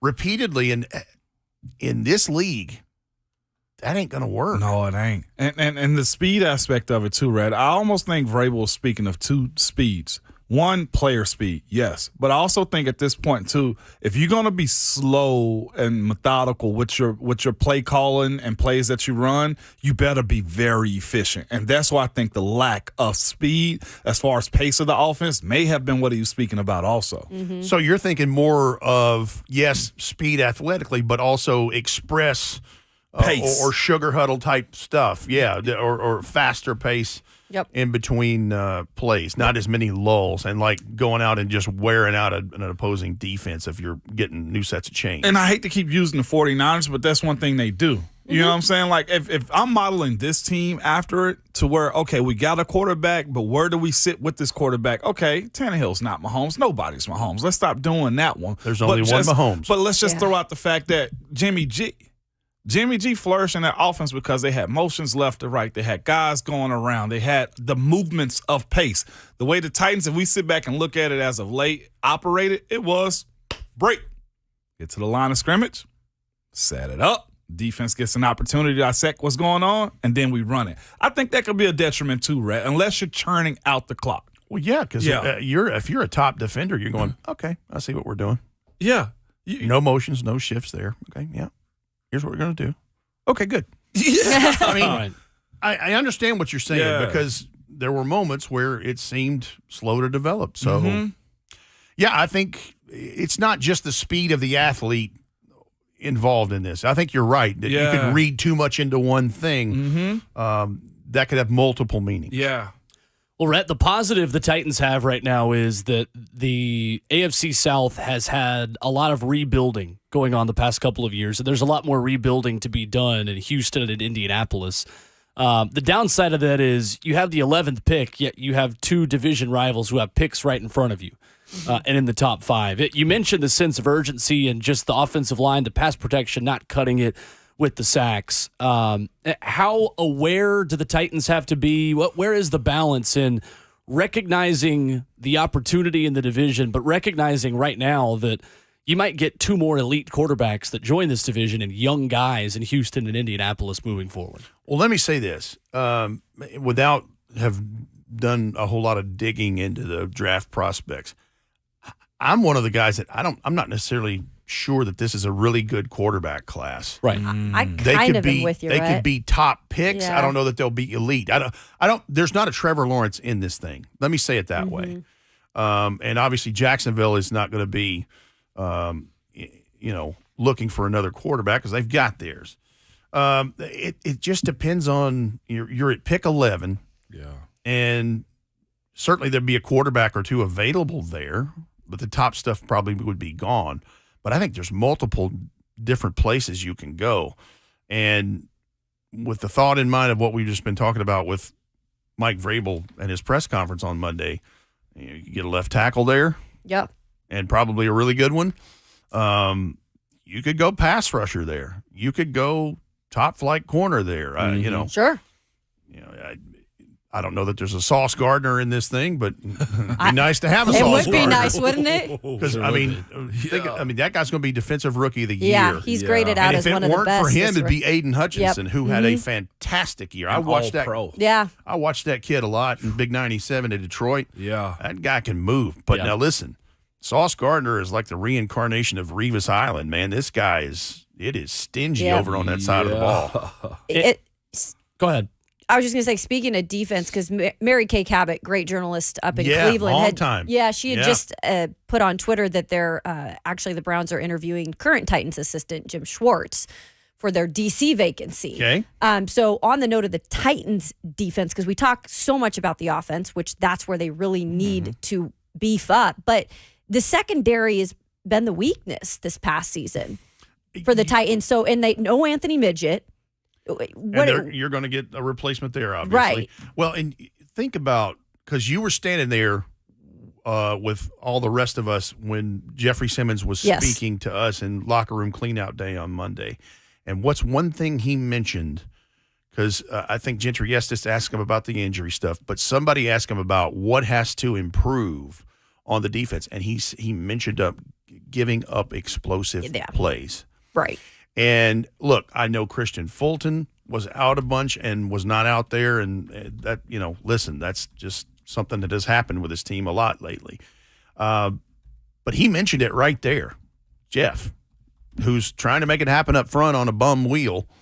And I'm not knocking the secondary, but I'm just saying that's one of the dents in the armor, if you will, and that's something that's going to have to be they could look early for a cornerback, possibly not the first pick, maybe, but I don't know. It depends on who's there at 11. But again, the unknown is the philosophy of the new general manager that they hired. I mean, there's so many pieces to this puzzle that are missing right now. This is buckle up, Buttercup. This is going to be something else this offseason. I mean, we're talking multiple assistant coaches being hired, a new general manager, cap situation's going to have to be dealt with, what free agency looks like, what the draft looks like. I mean, it's, and even then, when you get on into May and June, there's still other moves that somebody might not be on the roster at that point that would be, when it's time to roll in September. So, I mean, it's just stay tuned. That's what you got to do is stay tuned. I mean, that's why I'm going to the Senior Bowl here in 3 weeks. Never been before. Want to see what's up with that and start evaluating some of these guys. Coach Mack and I are going to start picking over a list of guys here in the next few days. He's already been doing it for about a month now. So he knows, he knows how this stuff works. And I mean, there's some we talked about it in the break, Kayla. There's some super interesting stories in the NFL this offseason, not just the Titans. I mean, when you start with Lamar Jackson and then Deshaun Payton to get a coaching job somewhere, quarterbacks. I mean, all of this stuff. Josh Jacobs wins the rushing crown, and I don't think he's a Las Vegas Raider this time next year. Right. There's just so many turns of the pages in this thing. To keep, that's why it's the greatest sport in North America. It is. Well, I think the interesting thing specifically read in the AFC, when you look at all the quarterbacks that are in the playoffs, they're all first-round picks. And looking at the thing that all these guys have in common, and you talk about, you could probably make the argument and say, oh, well, the Titans' pass defense numbers are skewed a little bit because you had to play Mahomes and Herbert as your other AFC division of the AFC West, but you also have to beat those teams in order to go to a Super Bowl. So it feels like similarly to the way teams around the division in Indianapolis and Jacksonville, Houston have tried to beef up their defensive lines and get more run stoppers because of what the Titans were doing with Derrick Henry. You could almost see the Titans doubling down on the secondary and the defense, like you said, and people are going to expect, offense. You've got the best quarterbacks in the league are all in the AFC right now. And it's a youth movement there. Exactly. I mean, when Patrick Mahomes is your oldest AFC quarterback, and he's not that old. Right. I mean, goodness grief. 27. Yeah. We got a guy playing to 50 right now. Yeah. Well, 45, 46. Yeah. Like, I think the average Might as now well is be 50. Gone, in football years, heck yeah, he might be 75. He might join the AFC next year, too. No, for real. Possibly. I mean, I see Vegas. Yeah. Just being real about it. For a year mercenary, that's what Tom And Brady they have is. an opening there. Ah, they do, don't they? Yep. I mean, it's, And that's another one. Where does Derek Carr go? Are you willing to go after Derek Carr? I wonder if, first of all, there's two things there with the line of thought on Derek Carr. There's always a coach or an offense or an organization that thinks they can retool with. I can get the best out of this match guy. him up. First of all, he's not that bad to begin with. I don't think so. So anyway, there's that, or is it? Let's see if we can get him on the cheap, and he ends up being a backup for somebody. Yeah. Until he gets another chance. I don't know. We'll Andy see. Dalton, better than Andy Dalton. The Red Rifle. I mean, he's had quarterback ratings in the mid-90s for most of his career, Derek Carr. I just saw his age. Derek Carr is only 31. Yeah. Bingo. I didn't realize that. He is in a similar situation to where Ryan Tannehill was when he came here in 2019. Similar numbers across their entire careers. Who, by the way, told us he'd love to come back. Mm-hmm. And with Made the it a cap point to be in situation- the locker room, right? Yeah, that's right. Didn't have to be. And look, a lot of respect for him. I mean, he told us he had multiple torn ligaments in that right ankle. Whoa. Yikes. And was playing through a lot of that stuff. Wow. I mean, dude is tough, but wants to be here, would love to be here. And, of course, why wouldn't you? You've settled in here. You've made some nice money here, and you know how it all works. I mean, you're familiar with the building, the staff, the whole deal. But the cap is going to, partially dictate that. Yeah. We'll see.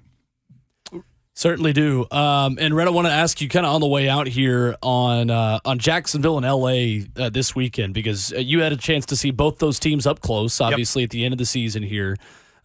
Just kind of your thoughts, broad thoughts on that matchup and just Super Wildcard Weekend in general. That atmosphere in Jacksonville, I'm sure, was a lot different than tarps on the stands and atmospheres you're used to going down there. It reminded me of the early days of Titans and Jaguars rivalry. It was loud. They'd been wanting this and waiting for this for a long time. And as far as this, now I'd be lying to listen. I would love for the Titans to still be playing this weekend, but I'd be lying if I told you I wasn't going to be watching this one with a lot of interest. Oh yeah. Two young stud quarterbacks and young teams going at each other. I think Jacksonville has the advantage just because it's a home game for them. They don't have to travel. And here is the Chargers traveling across the country through 3 time zones. That's always a factor in this. But I think the biggest advantage is there's one little place where Trevor Lawrence is having an issue, and that is ball control and fumbling and trying to extend plays. Yep. He's been really good on Yeah. dialing back his interception ratio. He's been really good with that. Mm-hmm. But if you can get him out, you can punch or rake a ball out in this thing. But I think, again, Jacksonville hasn't fully learned how to maximize their defensive weapons yet. But if they do, and that last weekend may have been a catalyst for that. Yep. If they do, they're going to give the Chargers fits all day long. I can see this one going either way. I really do. But I think Jacksonville has the advantage just simply because they're at home and they're feeling it. They're on a roll. They won the division. Crazy. It's still weird to think that we're They started out not talking about the 3-7, postseason. 2-6, whatever Yeah. it was, I know. and they won the division. Crazy. Real quick, would you entertain Derek Carr? Yeah, I'd entertain You'd Derek Carr. entertain it. Okay. Yeah, I'd entertain it. Yeah. There you go. Rhett Bryan, our guest here on Ramon, Kayla, and Will. Rhett, appreciate the time as always. Good to visit you with you all. Yes. Thanks, yes. Midweek motivation on the other side. Inky Johnson gets you a little bit closer to your Wednesday midday. Coming up next on Ramon, Kayla, and Will as we finish out the show, 104.5 The Zone.